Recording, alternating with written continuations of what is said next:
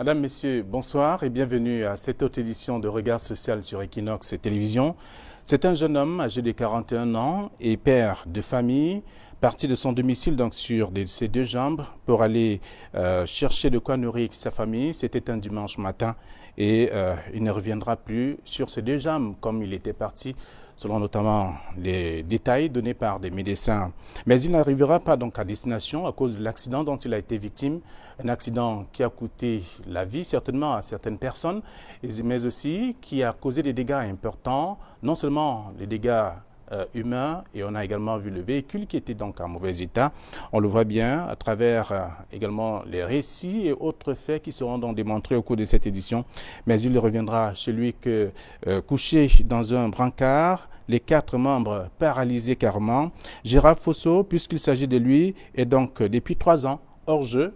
C'est ainsi qu'on pourrait titrer justement ce programme. Hors jeu carrément, c'est un habit de football.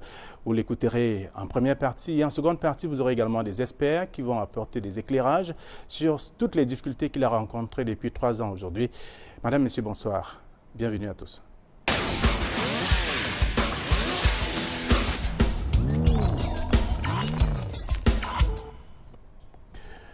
Il est justement avec nous sur ce plateau ce soir pour expliquer qu'est-ce qu'il s'est passé concrètement ce jour-là. C'était un dimanche, un jour où la plupart des Camerounais, bien sûr, des hommes et des femmes, se concentrent pour demander pardon à Dieu et pour certains, pour d'autres aussi, pour implorer la grâce, comme pour dire qu'il faut se concentrer justement pour dire merci pour ceux qui ont reçu les grâces. Alors, Gérard Fosso, bonsoir et bienvenue. Bonsoir, Monsieur Flavien. Vous êtes arbitre fédéral de football, c'est ce que j'ai dit? Oui, arbitre fédéral Ligue 1. Oui. Ça fait 3 ans que vous êtes dans cet état. Oui, exactement 3 ans et demi. Vous l'avez dit, c'était un dimanche. C'était une date. C'est une date. Chaque fois que je pense à ce jour, le 12 mars 2017, j'ai des remords. Tout ce qui vous reste, c'est la parole. Ce jour-là, Monsieur Flavien, j'ai tout perdu. Il ne me reste que cette bouche pour parler. Très bien.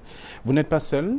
Votre épouse vous accompagne sur ce plateau. Nadine Fosso, bonsoir. Bonsoir Flavien. C'est votre époau. Oui, Monsieur Fosso Gérard, c'est mon époux. Oui. Et lorsque vous le regardez, vous dites quoi? Lorsque je le regarde, ce sont des larmes. Des larmes que j'ai... Ça fait longtemps que je n'ai pas coulé de larmes, mais quand je le revois encore comme ça me fend le cœur. Je pensais que j'étais déjà habituée à le voir dans cet état, mais jusqu'à présent, je me rends compte que la douleur est toujours là. Lorsqu'on vous appelle ce dimanche-là pour vous dire, votre mari qui est sorti de la maison un peu tôt le matin est couché à l'hôpital, vous vous dites quoi? C'est un film ou c'est une réalité ou alors... Je me dis que c'est une blague, que c'est un jeu, que ça va aller. Puisque quand il m'appelle, je prends la voiture rapidement. Je me dis, d'ici 2 semaines, il va s'en sortir, ça va aller. Mais c'est lorsqu'on arrive à l'hôpital avec le diagnostic du médecin que je me rends compte que la situation est vraiment grave, que c'était grave. La première image, vous l'avez encore, telle que vous l'avez vu couché ce jour-là? La première image, il était couché, abandonné sur un simple lit d'hôpital, personne auprès de lui. Il avait faim, il avait soif, il n'y avait personne. J'ai dû prendre, il avait peut-être quelques caramels, un peu de coca dans son sac. Il m'a demandé de le nourrir. J'ai demandé, tu ne ressens rien? Il m'a dit, il ne ressent rien. C'est comme ça, c'est cette image-là qui est restée. Il ne pouvait pas bouger. Il se tordait de douleur. Il était là, abandonné à lui seul, tout seul. Et depuis ce jour-là, jusqu'à ce jour, il n'y a plus... Ces jambes n'ont plus bougé normalement. Depuis ce jour jusqu'à aujourd'hui, plus rien, plus rien, plus rien. Il est comme il est, plus rien. Les jambes ne fonctionnent pas, les bras ne fonctionnent pas. Comme il a dit, il n'a que son cerveau, sa tête, sa bouche, sa tête qui est restée en bon état. Il ne restait plus rien, plus rien. On avait beaucoup d'espoir. Comme je me disais que d'ici maximum 6 mois, je prenais même ça pour des blagues. Mais lorsque le médecin a dit que c'est un problème de colonne vertébrale et que ça devait peut-être prendre, mais ne pas s'améliorer, c'est où je me suis rendu compte que tout a bousculé dans notre vie. Que tout a bousculé. Gérard, ce jour-là, vous dites au revoir à votre épouse, vous et vos enfants, parce que vous êtes appelé à aller diriger un match de football à Bouddha. Vous n'arrivez pas. Ça veut dire que le match a eu lieu sans vous, peut-être. Oui. Ce jour, je pars de la maison très tôt le matin. Je rallie Bouddha par un véhicule que je trouve au niveau du rond-point. Et nous y allons jusqu'au niveau de Sangchou, après le péage de Sangchou. On a été surpris par un nid de poules sur la chaussée et le chauffeur, en voulant esquiver le nid de poules, a perdu le contrôle du véhicule. Et on s'est donc retrouvé dans un caniveau. Et rapidement, il y a des gens qui ont voulu me secourir parce qu'ils étaient soucieux de moi. Vous étiez combien dans le véhicule? Nous étions 3 dans le véhicule. Oui. Mais c'était un véhicule à usage personnel. Nous étions 3 dans le véhicule. Mais les 2 autres personnes n'ont rien eu. Et ces 2 autres personnes étaient devant. Moi, j'étais le seul derrière. Donc, c'est moi qui étais derrière. Pourtant, j'avais une ceinture de sécurité. J'étais le seul à avoir eu ce dommage. Donc, comme je le disais, il y a un qui veut me secourir. Il me prend rapidement et il me met sur une moto de toutes les façons. Il me porte sur une moto et je pense que là aussi, il a dû aggraver quelque chose parce que... Alors, il faut rappeler que ça s'est passé à Sangchou, juste après le péage, en allant à l'ouest de l'ouest. Oui, tout à fait. Donc, juste après le péage, je crois, juste on sortait déjà de la ville de Sangchou. On n'était pas encore au niveau de la falaise. On sortait encore de la ville de Sangchou. Et là où nous avons eu cet accident. Et après l'accident, j'ai été conduit, comme je disais, dans un centre de santé du côté de Sangchou. Là, il y avait personne, il y avait une infirmière qui était là. On m'a allongé là, sans rien, sans soin. J'ai dû appeler mon épouse, qui a pris un véhicule pour venir me chercher. Et le temps de me ramener jusqu'à Douala. On m'a ramené à Douala, à l'hôpital général. Nous sommes arrivés ici à l'hôpital général autour de 23 h. Donc, en fait, l'accident a eu lieu à 9 h du matin. Et c'est autour de 23 h minuit que les premiers soins m'ont été administrés. Ici à l'hôpital général de Douala. Lorsque vous repensez à cette journée, vous êtes gêné? Je vous ai dit tout à l'heure, cette date, c'est une date, je ne sais pas si on va dire mémorable, mais c'est une date psychologiquement qui m'abat. C'est le 12 mars 2017. Ce jour-là, il y a eu un événement, c'était un accident. Il y a eu un résultat, c'est que tout s'est arrêté pour moi. Tout s'est arrêté. L'activité que j'avais choisi de faire pour apporter ma part de pierre à l'édifice qu'on construit dans ce pays qu'est le football, qu'on dit étant l'élément fédérateur. Cette activité-là, l'arbitrage, s'était arrêté. Au-delà de l'arbitrage qui s'était arrêté, il y a ma vie entière qui s'est arrêtée. Car il faut le dire, au-delà de l'arbitrage, je suis juriste fiscaliste. Alors, ce que je veux savoir également, c'est que vous ne partez pas de la maison de vous-même pour aller arbitrer le match. Tout à fait. Comment ça se passe? On vous appelle?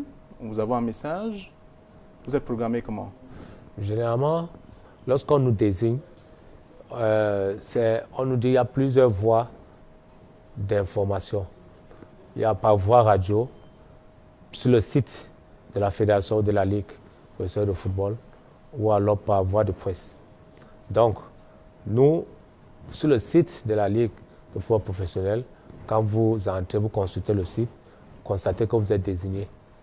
Et lorsque ça envoie au niveau des médias, les médias le communiquent également. Donc, nous sommes désignés officiellement sur le site de la Ligue. Alors, donc vous étiez en mission? J'étais en mission. J'étais en mission ce jour-là pour aller diriger le match Bamboutos de Bouddha contre UMS de Loum à Bouddha. On m'avait mis en mission et j'allais justement remplir cette mission. J'ai été victime de cet accident de circulation. Alors, vous êtes victime d'un accident de la circulation, vous vous retrouvez à l'hôpital, vos membres, les 4, sont paralysés, vous avez une colonne vertébrale touchée et il est impossible pour vous de vous mouvoir seul désormais. C'est pour cela que j'ai dit tout à l'heure que tout s'est arrêté pour moi ce jour-là. Parce que aujourd'hui, je ne sais pas si je suis un bébé, parce que le bébé, même quand vous lui donnez son bain, il fait l'effort de se frotter. Mais je ne suis plus rien. On fait tout pour moi. On fait tout pour moi.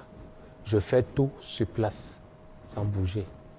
Et on me brosse les dents, on me nourrit, on me nettoie, on fait tout pour moi. Et je ne peux pas me coucher sur un côté pendant plus de 2 heures de temps. Quand je me couche sur un côté, après 2 heures, il faut me retourner. Après 2 heures, il faut... Vous comprenez qu'à ce rythme-là, il vous faut constamment des gens autour de vous. Donc non seulement je ne peux pas me mouvoir, mais en plus de ça, je dois mobiliser un certain nombre de personnes autour de moi. Mon épouse, pendant la nuit quand nous dormons, elle ne peut pas dormir plus de 2 heures de temps sans interruption. Parce que chaque fois, après, elle doit contrôler le chronomètre. Après 2 heures de temps, il faut me retourner pour éviter des escars. Parce que lorsque les escars surviennent encore, c'est tout un autre problème. Donc, depuis 3 ans et demi, elle ne dort jamais continuellement plus de 2 heures de temps. Et les enfants sont là. Je ne vous parle pas des enfants. Des enfants sont abandonnés. J'ai dû bloquer un de mes enfants pour qu'il n'aille plus à l'école, un de mes garçons, parce qu'il devait rester à mes côtés. Puisque je ne pouvais pas être tout seul à la maison. Il y a des moments où il faut me transporter où madame ne peut pas. Donc j'ai dû le bloquer, l'empêcher d'aller à l'école. Et les autres, comment il ne faut même pas aller à l'école? C'est des collègues qui m'aident. C'est des amis qui m'aident. J'ai des collègues qui ont pris entièrement la charge de la scolarité des enfants. D'accord. Alors, vous devriez être à l'hôpital et non à la maison. Je devais être à l'hôpital depuis, je devais même être peut-être sorti de l'hôpital. Mais et pourquoi vous n'êtes pas? Je ne suis pas à l'hôpital, simplement Flavien, comme je vous l'ai dit, j'ai été abandonné. Je suis abandonné. Par qui? Flavien, il y a des gens qui m'ont envoyé ce jour-là faire ce match. Ces gens, c'est la Ligue professionnelle de football. Ils m'ont désigné pour aller à Bouddha, officier ce match. Et la Ligue professionnelle de football qui emploie ses arbitres, ces arbitres lui sont donnés par la Fédération camerounaise de football. Donc les arbitres appartiennent à la Fédération camerounaise de football cette fédération les met à la disposition de la Ligue. Donc, aujourd'hui, ni la fédération, ni la Ligue, personne ne m'a suivi. Au début, il faut le dire. Est-ce que les deux entités sont informées de votre situation? Vous savez, pour qu'un match ait lieu, il faut un nombre d'arbitres. Et ce jour après l'accident, la Ligue a été immédiatement informée. Elle a pris des dispositions pour que le match ait lieu. Donc le match a eu lieu, la Ligue a été informée. La Ligue s'est même rendue à mon chevet à l'hôpital général. Ça, il faut le dire, au début. C'est vrai qu'au tout début, c'est des amis. J'ai un collègue à Lyon, pour ne pas le citer, je lui dis encore merci, qui a payé les frais de l'opération en urgence. Votre collègue? Mon collègue. Oui. Pas la Ligue? Pas la Ligue, qui a payé en urgence. Mais la Ligue est arrivée par la suite et remboursé ses frais. Et au début, la Ligue a suivi, mais après, plus rien. La fédération aussi a été informée. Et la fédération, au début, a déboursé une somme de 500 000 francs. Après, plus rien. Et pour partir même de l'hôpital général, il a fallu que je sorte de mes poches personnelles une somme de 500 000 parce que j'étais déjà séquestré au niveau de l'hôpital général. Vous voulez dire vos économies? Nos économies, Vous êtes allé ça racler c'est la vos famille, comptes? voilà, les amis, la famille, tout ça, qui ont dû m'aider. Parce que nous étions déjà séquestrés au niveau de l'hôpital général. On nous demandait de partir, mais il fallait régler la dernière note qu'il y avait, qui était de 500 000. Moi, je vous fais fi du reste parce qu'il y a beaucoup d'autres dépenses que nous avons faites. Mais là, c'est les dépenses qui étaient enregistrées au niveau de l'hôpital général, où la Ligue avait promis de payer, mais la Ligue ne l'a jamais fait. Nous étions obligés de payer de nos poches pour partir de l'hôpital. Et la Ligue nous a dit, il n'y a pas de problème, nous allons vous rembourser. Elle ne l'a jamais fait. Nous sommes allés à Bamenda pour poursuivre les soins. La Ligue a dit, là-bas, nous allons vous suivre. Elle ne l'a jamais fait. Nous sommes revenus de Bamenda, nous avons saisi la Ligue, elle n'a jamais fait. Nous avons saisi la fédération n'a pas bougé. Aujourd'hui, je devais peut-être être déjà revenu de l'hôpital, peut-être sur mes deux jambes, mais je n'y suis même pas. Je veux dire que je ne suis pas à l'hôpital, je suis à la maison, abandonné à ma femme, abandonné à mes enfants, abandonné à ma famille. D'accord. Alors, vous dites avoir rencontré, ou je veux dire des médecins indiens que vous avez contactés, vous ont informé de ce qu'il était possible de vous réhabiliter, vous remettre en état, je veux dire, vous redonner cette mobilité à pratiquement 90%, puisque vous avez la moelle épinière qui est touchée. Oui, le diagnostic qui a été... Oui, déjà à l'hôpital général, le médecin qui avait procédé à mon opération m'avait dit qu'il était possible de récupérer jusqu'à 70%. Et que le reste de 30%, elle ne pouvait pas me donner une garantie là-dessus. Mais en même temps, il fallait faire vite. Parce qu'au fur et à mesure que le temps passe, ça devient difficile. Donc le temps est passé, rien n'a été fait, on n'a pas eu de moyens pour faire une bonne rééducation. Et le temps est passé, les choses se sont encore compliquées. Lors d'un passage ici au Cameroun, il y a eu un groupe de médecins indiens qui étaient ici au Cameroun. Nous sommes allés les rencontrer et après consultation, ils nous ont dit qu'il était possible d'améliorer mon état. Mais pour cela, il fallait se déplacer pour l'Inde parce que le plateau technique ici ne leur permettait pas de le faire. Et ils ont continué à nous dire il faut faire vite parce que plus le temps passe, plus ça va être difficile. Et à partir de ce moment, nous sommes adressés aux instances du football camerounais pour dire voilà la situation. Nous avons une proforma de ces médecins de cet hôpital, se trouve à New Delhi. De cet hôpital, nous avons une proforma, nous avons déposé le dossier, mais rien n'a été fait. Jusqu'à présent, rien n'a été fait. Des collègues habitent, ont cotisé, se sont mobilisés. Du nord au sud, de l'est à l'ouest, sont mobilisés. Ils ont contribué, mais la FECAFOOT, on attend l'apport de la FECAFOOT. Alors, c'est insuffisant. Il vous faut une évacuation sanitaire, c'est ce que les médecins ont dit. Il faut une évacuation sanitaire et cette évacuation avait été estimée à près de 9 millions de francs CFA. D'accord. Alors, Nadine, vous avez écouté, ça c'est un récit que vous avez pratiquement tous les jours lorsqu'on vous pose la question de savoir qu'est-ce qui est arrivé à votre mari, puisqu'il vous a relaté ce qu'il a eu ce jour-là et en même temps, comment est-ce que vous vivez avec lui au quotidien. Qu'est-ce que vous dites à vos copines, vos soeurs, vos frères qui arrivent, que vous avez un malade chez vous? La chance que j'ai eue avec mon conjoint, c'est que la famille a été immédiatement au courant et j'ai eu beaucoup de soutien. Dans ma famille, ma belle famille, mes amis, tout le monde. Donc, chacun sait dans quelle la situation par laquelle je passe. Donc, ils savent. Ils savent. Oui, mais comment vous vivez avec lui au quotidien? C'est votre époux. Oui, le quotidien de Gérard n'est pas du tout aisé. Depuis le jour de l'accident, ce n'est pas du tout aisé. Mais mes sorties ont été réduites au moins à 80% parce qu'il faut toujours quelqu'un auprès de lui. Donc il faut le nourrir. Sa nutrition n'est plus simple comme quand il était en forme. Il faut toujours prendre soin de lui.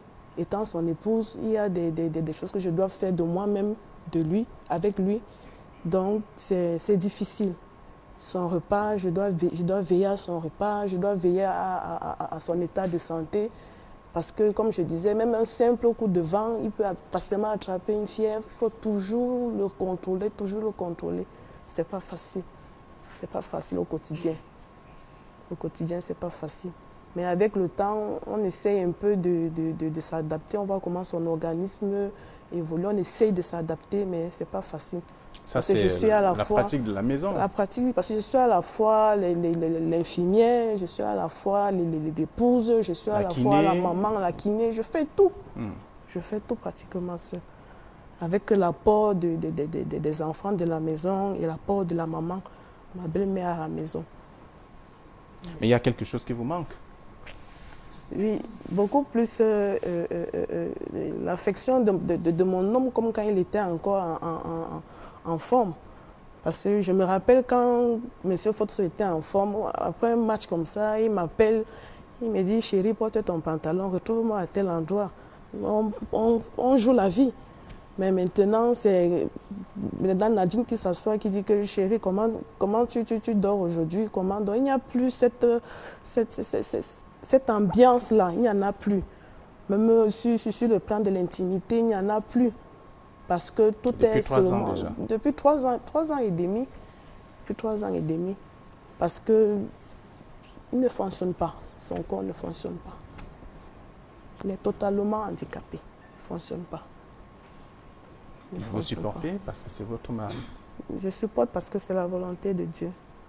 La volonté de Dieu. Je fais ce qu'une épouse doit faire pour son mari. Ce qu'une épouse doit faire. Être toujours près de son conjoint, pour le meilleur et pour le pire. Donc, le pire est là, je fais avec.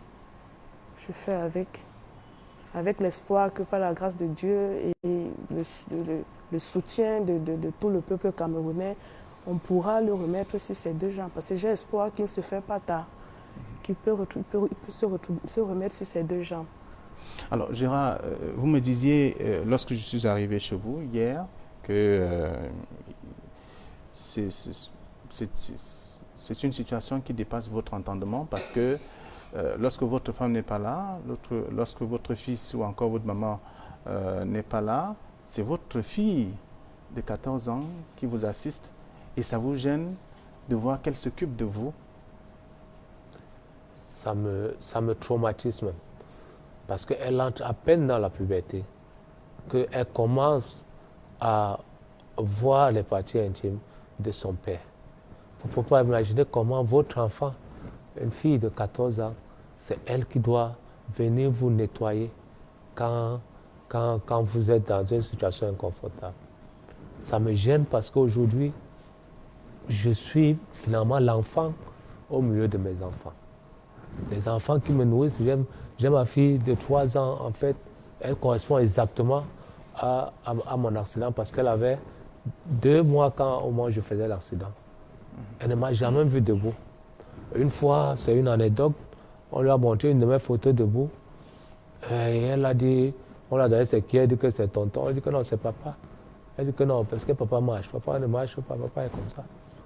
Donc aujourd'hui, ce sont mes enfants qui me nourrissent quand les autres ne sont pas là. Ma fille de 14 ans, c'est elle qui doit venir me nettoyer. C'est très inconfortable et je me demande qu'est-ce que j'ai fait pour mériter cela. Je ne partais que servir ce football. Si M. Flavien, si on vous dit combien on donne aux arbitres pour aller officier un match de Ligue 1, vous allez couler les larmes. C'est pratiquement du sacerdoce. On nous donne les frais, pour les frais du match, c'est 30 000 francs. Pour des arbitres de frais, je rappelle que la Ligue 1, c'est le sommet du football au Cameroun. Alors quand on nous donne ce montant-là, et combien les autres gagnent, on ne veut pas savoir. Mais tout au moins que lorsque quelque chose survient, vraiment qu'on s'occupe de nous parce que il y a des fois où nous préfinançons même nos propres déplacements pour être remboursés plus tard. Alors si en plus de ce sacrifice financier que nous faisons, si nous devons sacrifier également notre vie pour cela, c'est dommage. Parce qu'aujourd'hui, on devrait au moins être soucieux du fait que nous étions en train d'aller rendre service au football camerounais. Nous sommes abandonnés aujourd'hui. Pourquoi est-ce que ma famille doit tant souffrir?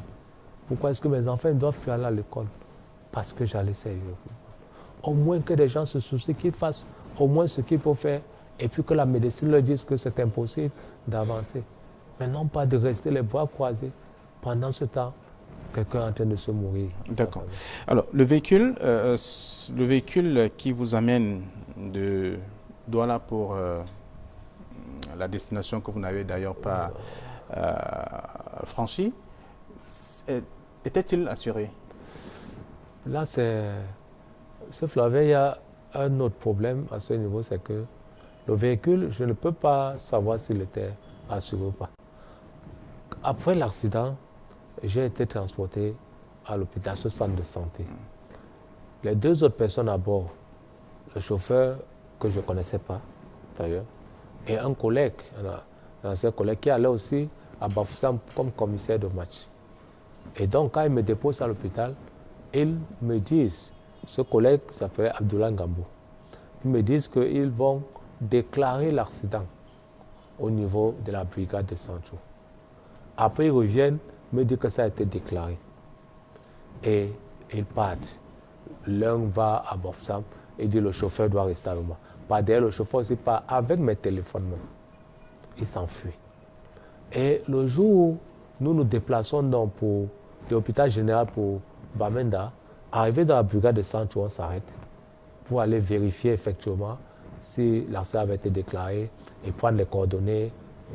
On se rend donc compte que l'accident n'a jamais été déclaré au niveau de Sancho. Et je me suis posé la question, j'ai appelé l'ancien collègue pour lui dire, jusqu'aujourd'hui, il ne m'a pas dit ce qui s'était passé pour que ça se fasse ainsi. D'accord. Donc vous ne savez pas si la voiture était assurée ou pas. Le chauffeur a disparu également dans la nature. Tout à fait. Votre collègue est toujours là. Il est là, oui. Et il ne vous a pas dit ce qui s'est réellement passé. Parce que lui au moins il était conscient. Il était présent et il nous avait dit qu'ils avaient déclaré l'accident, sauf que nous, à la brigade, on s'est rendu compte que rien n'avait été déclaré. D'accord. Alors, vous êtes à Regard Social. Vous voulez parler, vous voulez vous adresser aux dirigeants du football qui vous ont envoyé en mission et qui vous ont abandonné carrément. C'est ça? Je suis là à Regard Social. Vous allez regarder cette caméra, vous vous adressez à eux, à ces dirigeants, vous leur parlez. Je suis à Regard Social aujourd'hui pour m'adresser, peut-être non pas seulement aux dirigeants de football, mais d'abord aux dirigeants de football, pour leur dire que nous, les arbitres, nous sommes les acteurs du football et que sans les arbitres, un match ne peut pas avoir lieu. Et qu'avant d'être arbitres, nous sommes des hommes, nous sommes des humains. Nous avons une famille.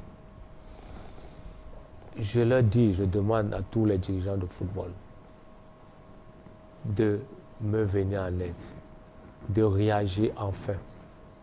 Si hier ils ne l'ont pas fait pour X problème, qu'ils le fassent aujourd'hui parce que j'ai toute une famille qui, je ne sais pas jusqu'à quand ma femme va supporter cette situation. C'est elle qui fait tout maintenant à la maison. C'est elle qui se débrouille pour aller chercher à manger. C'est elle qui se débrouille, il ne sait pas encore, quelques enfants à l'école. Je ne sais pas pendant combien de temps ça va durer. Mais aujourd'hui, je risque de tout perdre. Je suis cloué dans une chaise roulante. Aujourd'hui même, je suis cloué au lit. J'exhorte, je supplie tous les dirigeants de football de me venir en aide, de se mobiliser pour cette évacuation, afin que je revienne comme avant la journée de dimanche 12 mars 2017, que je sois sous mes jambes. J'exhorte tous ces dirigeants d'avoir la main sur le cœur et de penser qu'un jour ils ont envoyé quelqu'un diriger un match et il n'est plus jamais revenu comme il était parti. Et que s'il y a une possibilité qu'ils se mobilisent pour le faire. Et ma famille. les médecins demandent 9 millions de francs Les CFA. médecins demandent 9 millions de francs CFA. Les 9 millions, on ne demande pas qu'ils nous les donnent en main propre. Ils peuvent entrer en contact avec ces médecins pour le faire. Les médecins demandent 9 millions. Je pense qu'il est possible de le faire si à jamais on est conscient que au moins c'est nous qui avons envoyé quelqu'un officier ce match. Aujourd'hui, il est dans la chaise. Il n'a plus de vie, pratiquement. Donc, ces dirigeants, je vous en supplie, faites quelque chose pour moi. Nadine, Gérard a parlé. Vous avez également un mot à dire? Oui, je voudrais demander du fond du cœur, pas seulement au monde du foot, parce que moi je parle tout le monde du foot, pas seulement au monde du football, mais à tous les Camerounais du nord au sud, de l'est à l'ouest, même à l'étranger, de regarder le cas de Fotso Gérard et vraiment de mettre la main à la pâte pour qu'on puisse lui venir en aide, afin qu'il puisse sortir de cette situation et redevenir l'homme que j'ai connu par le passé. Être sur ses deux jambes. D'accord. Gérard Fotso est sur ce plateau avec son épouse. C'est un jeune Camerounais âgé de 41 ans et père de plusieurs enfants. Voyez-vous, il est chef de famille jusqu'ici.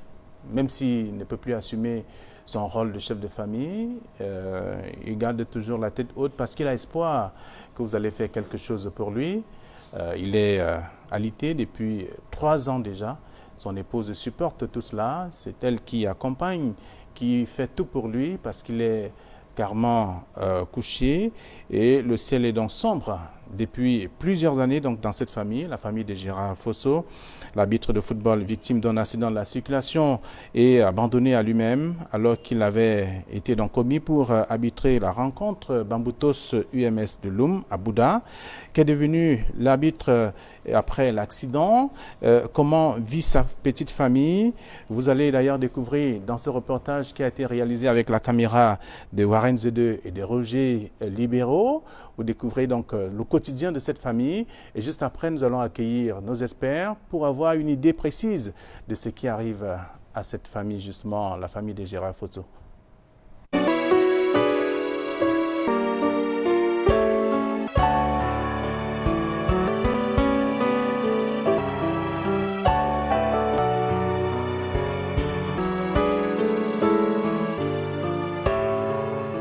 C'est un véritable athlète des temps modernes.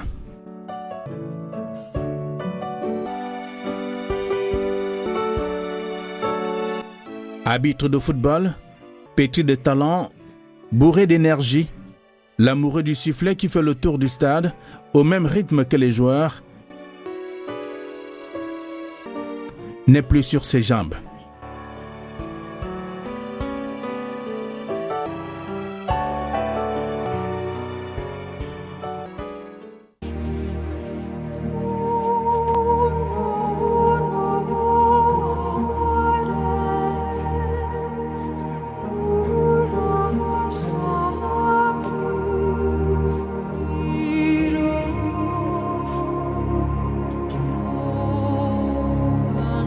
Gérard Fotso, puisqu'il s'agit de lui, allongé sur son lit, souffre d'une tétraplégie, c'est-à-dire la paralysie des 4 membres.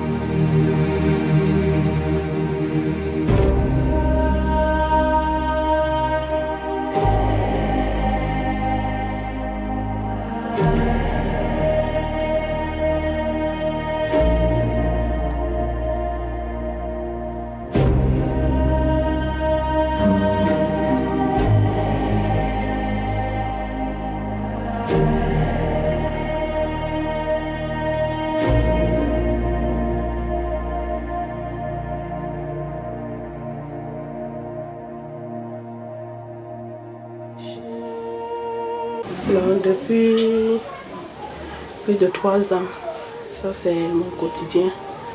Tous les jours, le nettoyer, le retourner, parce qu'il ne peut pas rester à la même position plus de 2 heures, plus de 3 heures de temps. Donc c'est tout ce sport auquel je suis soumis. Donc tous les jours c'est comme ça. Donc il faut retourner à gauche, à droite pour éviter les escarres. Donc pour que sa peau ressemble comme cela et comme ça. Donc il faut chaque fois le retourner tous les 2 heures, tous les 3 heures de temps. Il faut le nourrir.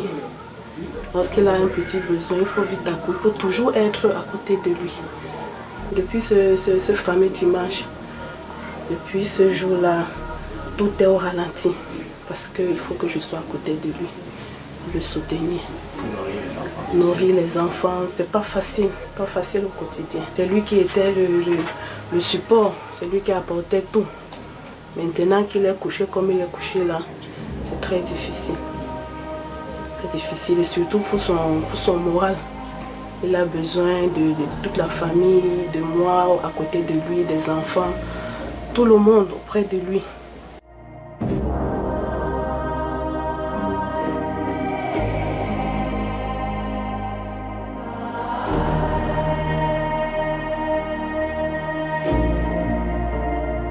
Au sein de la famille, la mine est triste. Depuis 3 ans, Gérard Fosso n'est plus serviable. Le chef de famille est hors jeu. Ses enfants pleurent.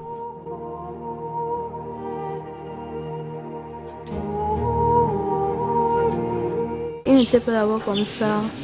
Et c'est son travail qui l'a rendu comme ça. Et il peut-être travailler pour pouvoir nous nourrir. Donc, il est vraiment mal quand il voit mon père qui n'arrive plus à marcher. Et quand nous sommes peut-être en groupe, d'autres personnes parlent de leur père qui sont debout. Ils n'arrivent pas à parler du mien parce qu'il est couché, il a besoin de l'aide et du soutien de mes frères. Donc, il est beaucoup mal quand il voit mon père qui est couché et qui n'arrive pas à se lever, qui n'arrive pas à se mouvoir. Chaque matin, quand il me lève, je dois le brosser les dents. Après ses dents, je dois prendre son bain. Après son bain, je dois lui donner à manger. Parfois, c'est ma mère qui le fait, ou ma grand-mère. Chaque jour, on pleure. S'il pouvait se relever comme il était avant, ça allait beaucoup nous plaindre tous. Lors de son départ, il nous a laissés à 6 heures du matin. À 11 heures, on s'est fait appel en nous disant que... Papa, je ne sais pas comment je vais dire. Je ne sais pas.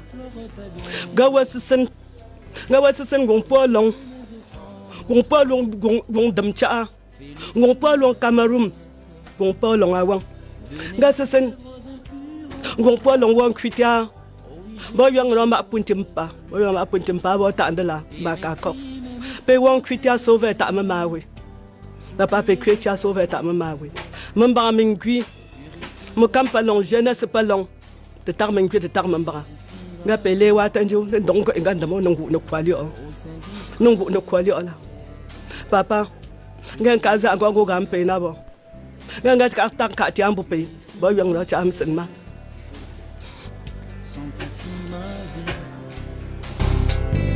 Au sein d'Israël, je te le prie.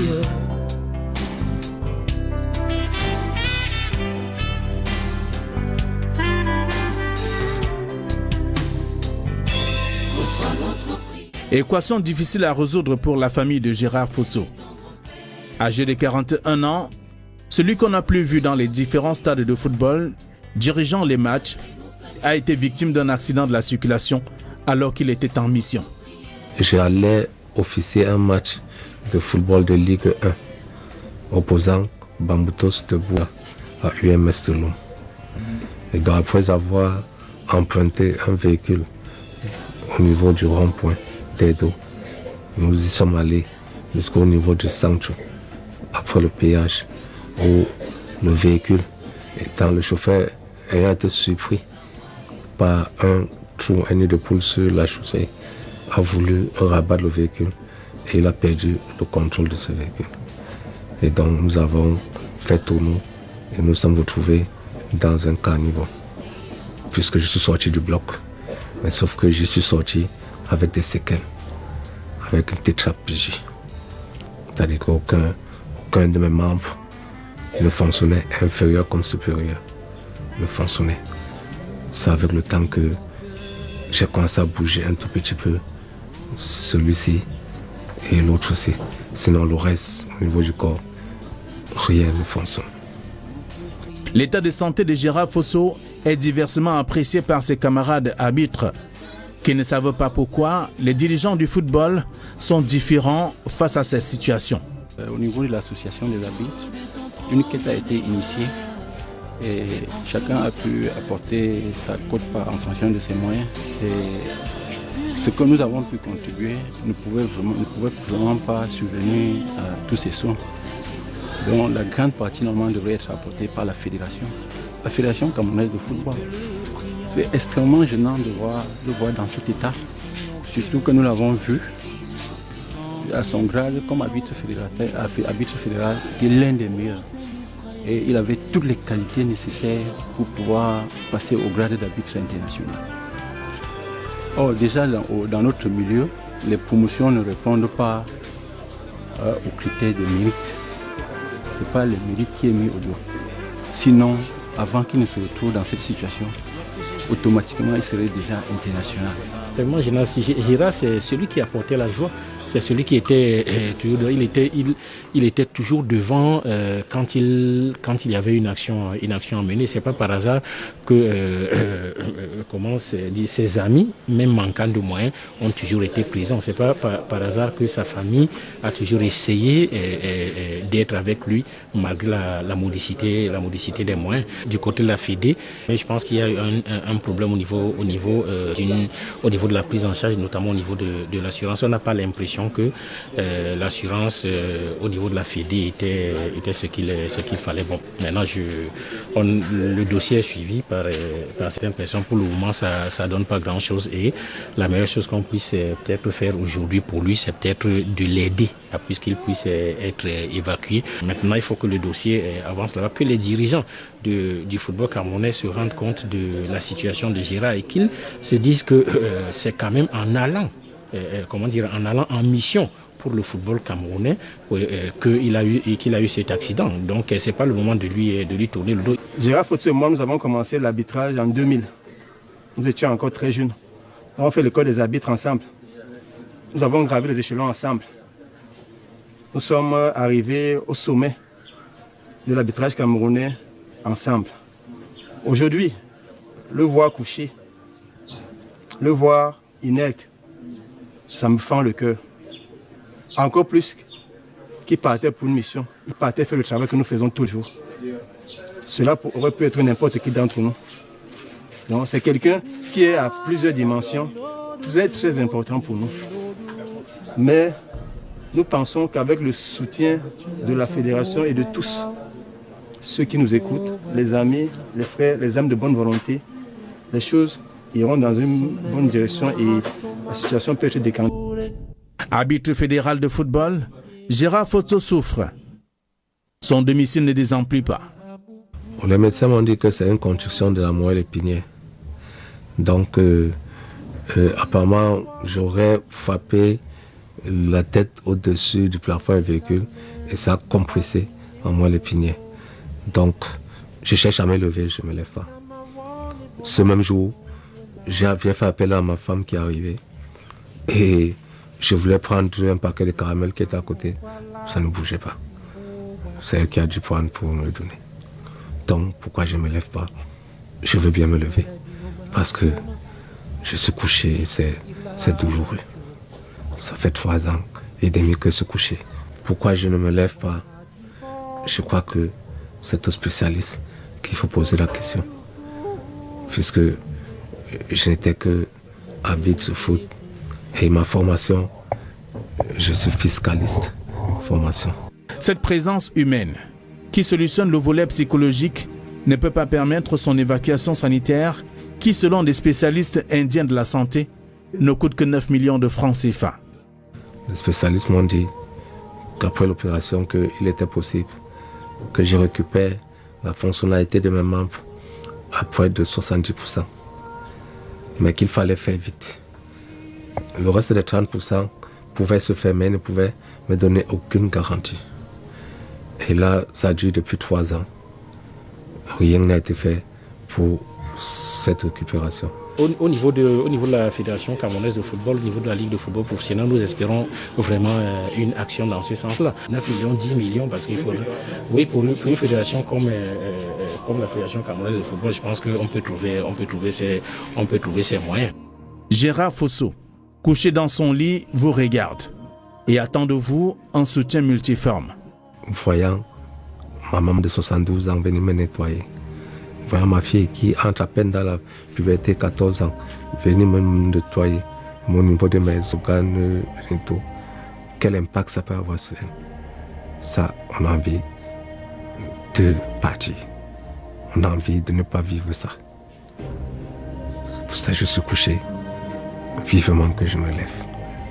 Si je peux me lever, si les gens peuvent se mobiliser, les spécialistes, les hommes de bonne volonté, si les gens peuvent se mobiliser pour qu'afin je puisse subir quelque chose, que je puisse être suivi, ça me fait plaisir.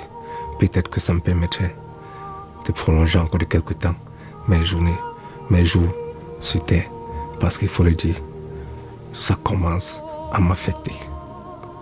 Ça commence à m'affecter psychologiquement. Son épouse, visiblement bien portante, souffre dans son intérieur. Elle n'a plus le service de son homme depuis bientôt 3 ans. Toute jeune femme n'aimerait pas avoir son homme couché parce que lorsque une jeune femme va en mariage, elle voudra avoir l'apport, le confort de son conjoint. Ce n'est pas le contraire. Ça me dérange beaucoup parce que vu notre jeunesse couchée, ça m'aide parfois à se poser beaucoup de questions. Ça fait 4 ans déjà. Oui, je n'ai plus ressenti la chaleur masculine, sa chaleur masculine auprès de moi. Ça fait 4 ans, c'est déjà 4 ans que ça dure. C'est pour ça qu'avec l'espoir de la médecine indienne, ils nous ont rassuré qu'ils pouvaient le remettre en bon état au moins à 80%. Et ils nous ont même rassuré que même sur le plan de l'intimité, ça pourra aller. Ça ne va pas parce que le mal dont il souffre, la colonne vertébrale a touché aussi une partie, a affecté la partie reproductrice, la partie intime. Les médecins l'ont dit, il s'en est sorti de justesse. Et les Indiens nous ont dit qu'ils peuvent mieux faire. Et nous avons vraiment besoin de cette aide, surtout financière, pour son évacuation, afin qu'il puisse être remis au moins à 80% sur pied.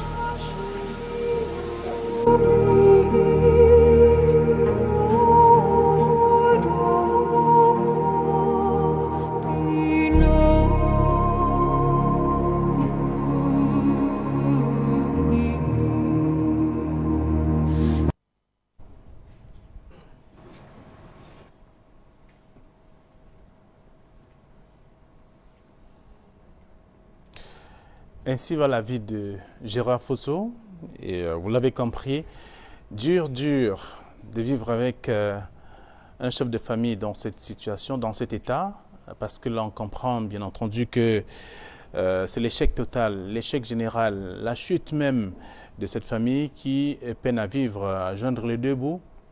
Et voyez-vous, Gérard qui était donc celui-là qui allait chercher et ramener à la maison, attend plutôt sur place, attend désormais sur place parce qu'il ne peut plus bouger. Il n'a plus que sa bouche, son cœur qui bat, la bouche qui parle, mais les membres sont inertes. Avec nos experts, nous tenterons de comprendre qu'est-ce qui est arrivé à Gérard. Ngombele Simon, bonsoir et bienvenue. Bonsoir Fabien, bonsoir à tous mes copanélistes, bonsoir à tous les sportifs. Et voilà. Vous êtes le président régional de l'association des arbitres de football pour le littoral.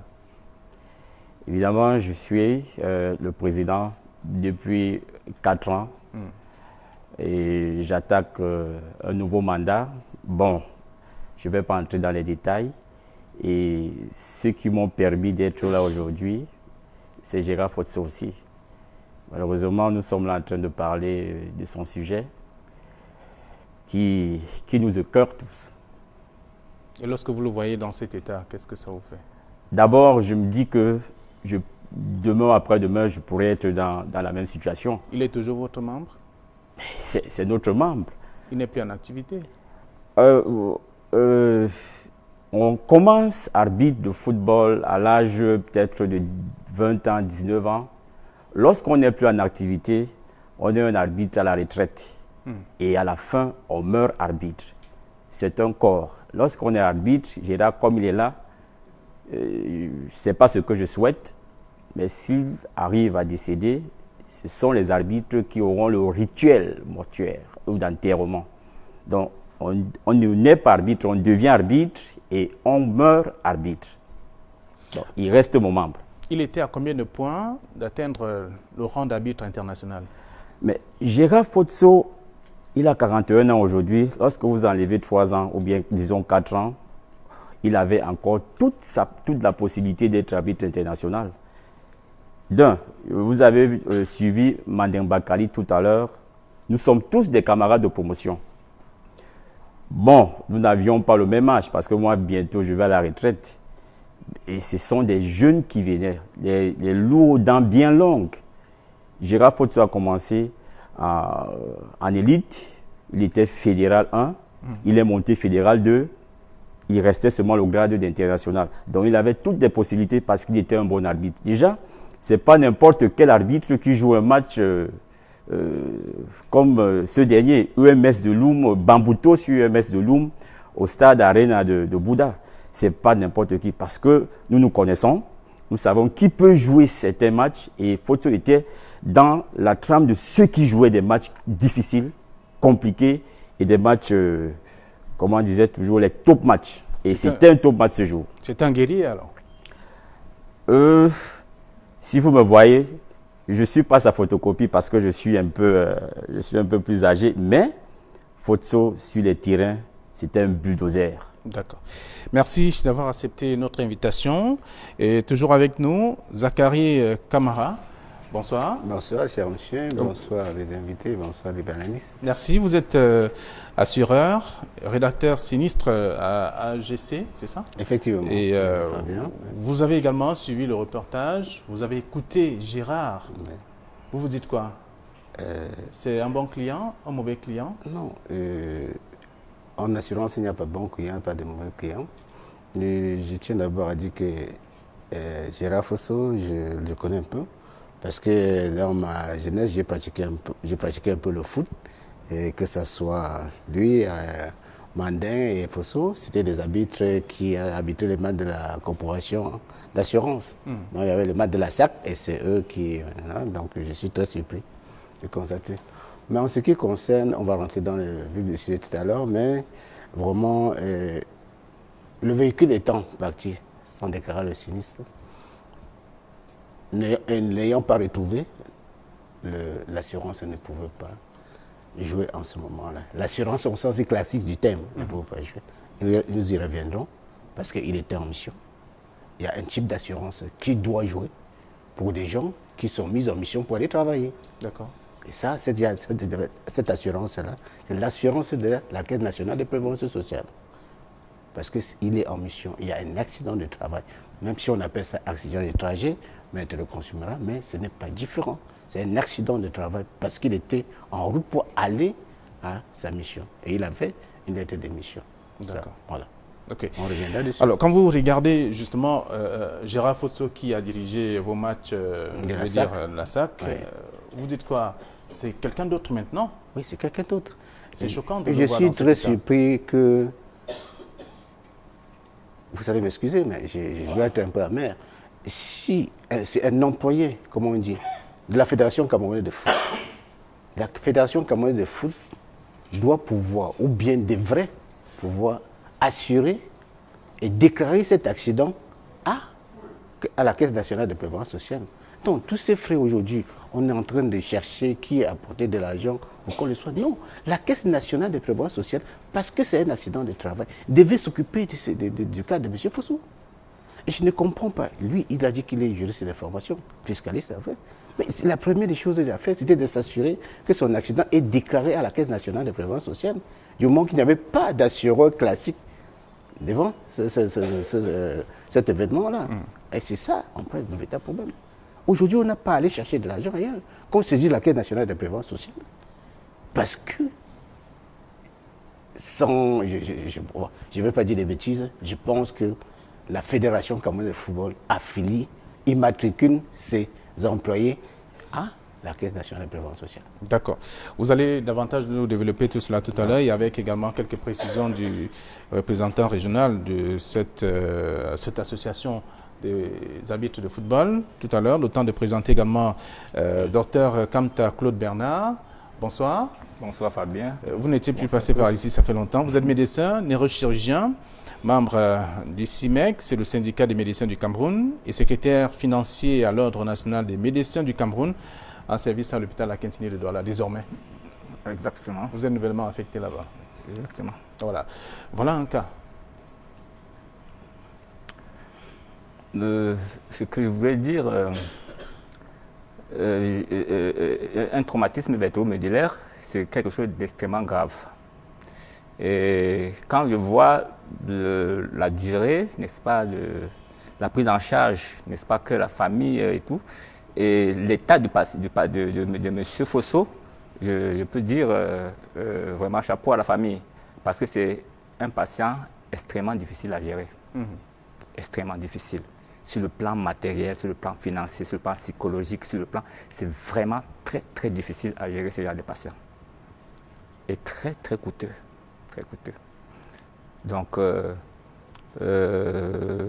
reviendra peut-être sur d'autres informations. Le temps de présenter également l'avocat, le seul qui est avec nous sur ce plateau, Maître Tchègue Louis Bernard. Bonsoir. Bonsoir Flavien. Et bienvenue, vous êtes avocat au barreau du Cameroun. Effectivement Flavien. Et merci d'avoir accepté notre invitation. Gérard Fosso, que vous ne connaissez certainement pas, ou alors que vous découvrez sur le plateau, qui est dans une situation difficile, critique. Je ne découvre pas Gérard Fosso sur le plateau, puisque je suis un habitué du football. Je l'ai pratiqué pendant une bonne période, mais c'est à un moment, ma taille est devenue mon adversaire premier dans ce sport. Oui, on m'a dit que vous étiez un bon dribbleur aussi à l'époque. Je voudrais dire, Flavien, qu'il s'agit d'un cas assez pathétique. Un énième cas qui nous donne des convulsions cérébrales. Lorsqu'on connaît l'armada juridique qui encadre le football au Cameroun et qu'aujourd'hui, on se retrouve devant une situation concernant un maillon principal du football, un arbitre, et qu'il se retrouve délaissé à lui-même. Je me pose la question. Si Gérard Fosso était arbitre clando à la Fédération nationale de football,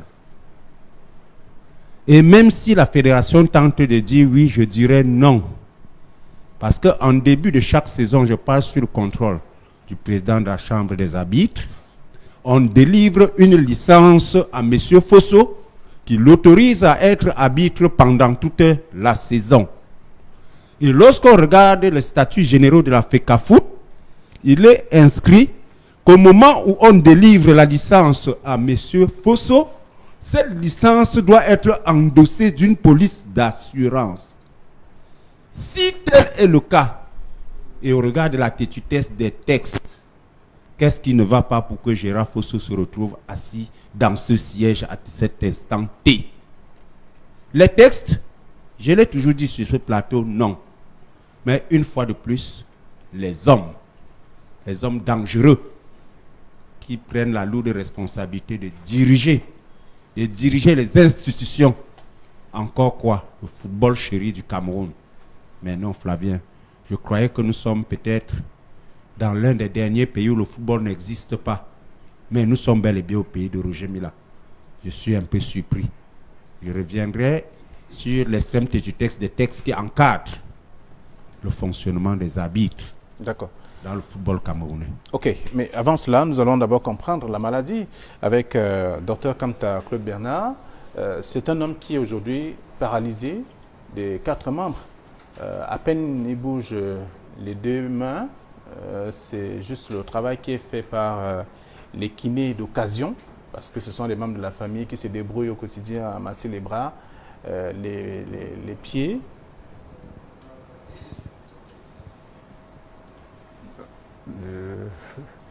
Vous savez, le système nerveux, c'est quelque chose, n'est-ce pas, d'extrêmement compliqué et d'extrêmement sensible au traumatisme. Donc nous sommes en face d'une lésion de la moelle épinière cervicale, donc au niveau, n'est-ce pas, de la région cervicale. Or, l'information motrice, il a dit que le système nerveux, grosso modo, est divisé en 2. Nous avons le système nerveux de la vie des relations, ça veut dire que le mouvement, la parole, on essaie de gérer en société. Et il y a le système nerveux autonome, ça veut dire que c'est le milieu intérieur, le cœur, les poumons, les intestins, l'appareil sexuel et autre chose.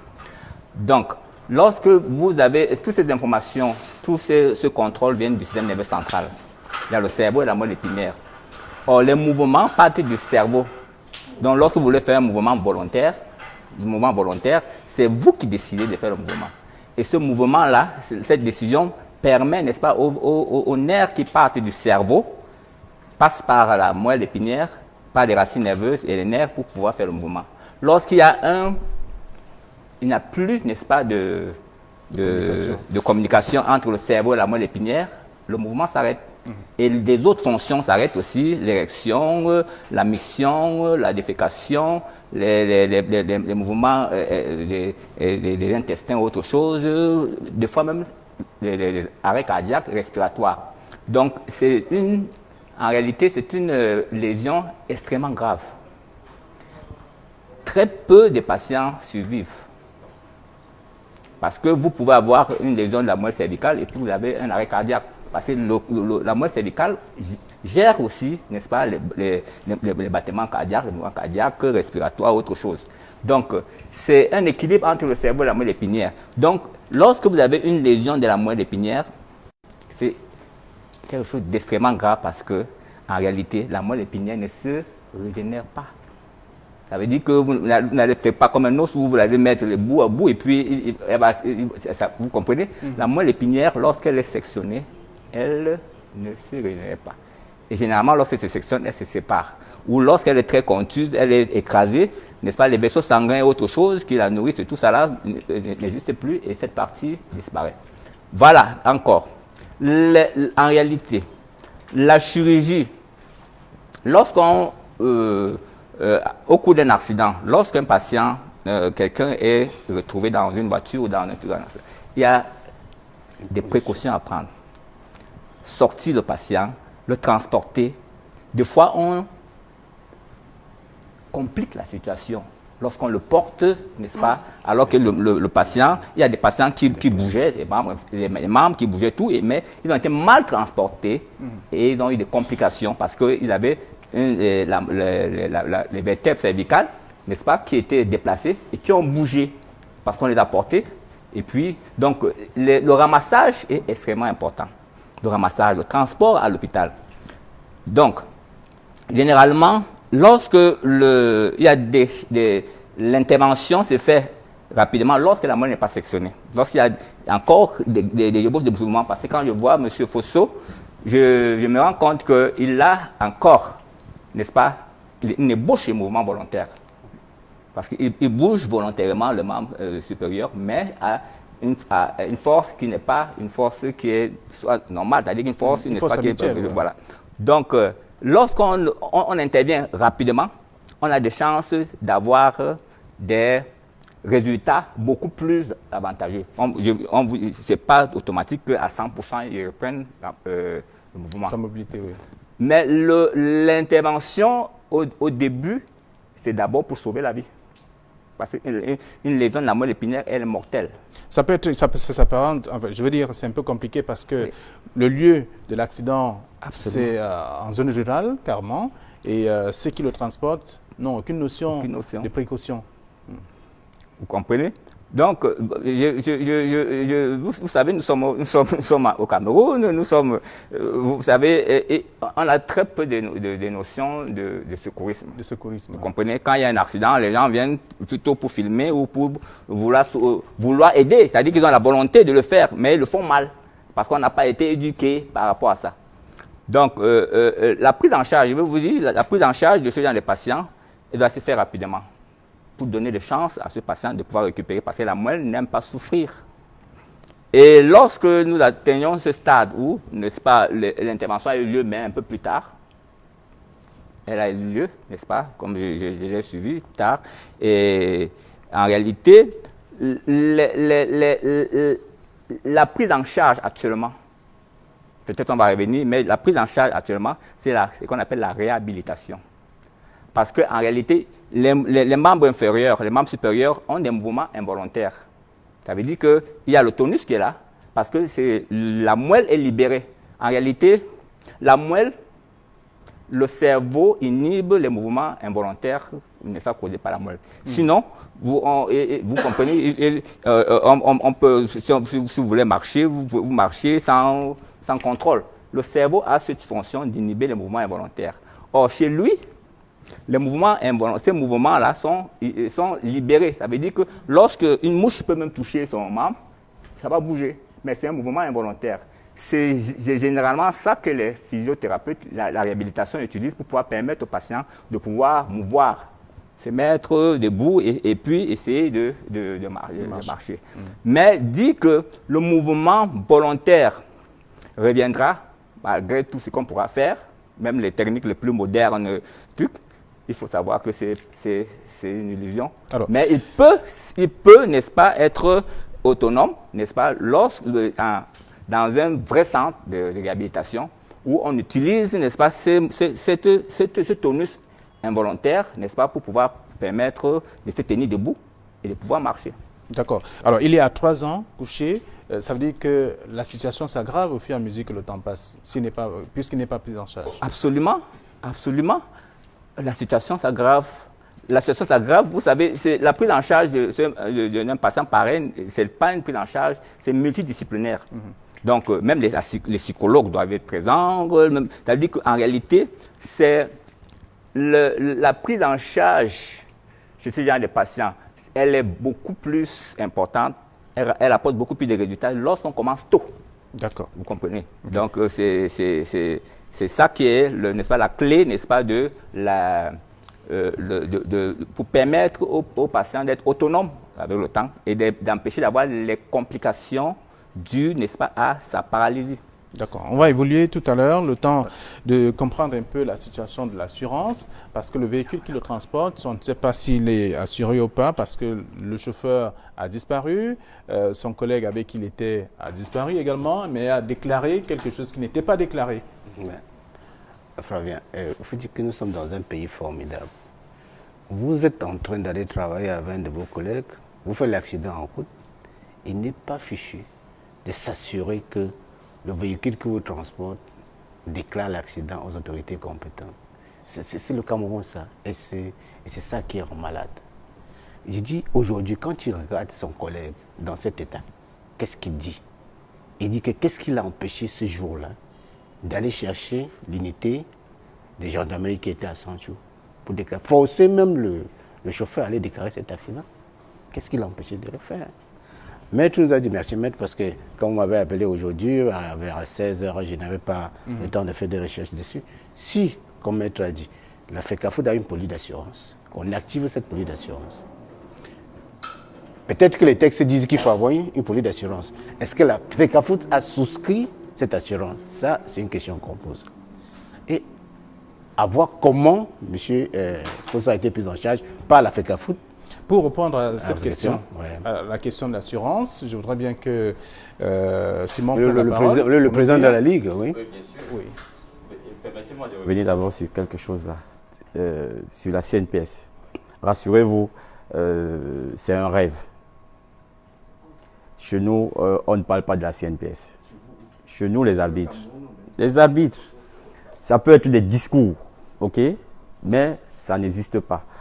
il y a une association qu'on appelle le SINAFO qui a essayé de faire signer un contrat de partenariat avec la CNPS. À un moment, les pourparlers ont été un peu plus poussés au niveau de la fédération, mais jusqu'à aujourd'hui, ça n'existe pas. Et les arbitres sont là pour une tâche.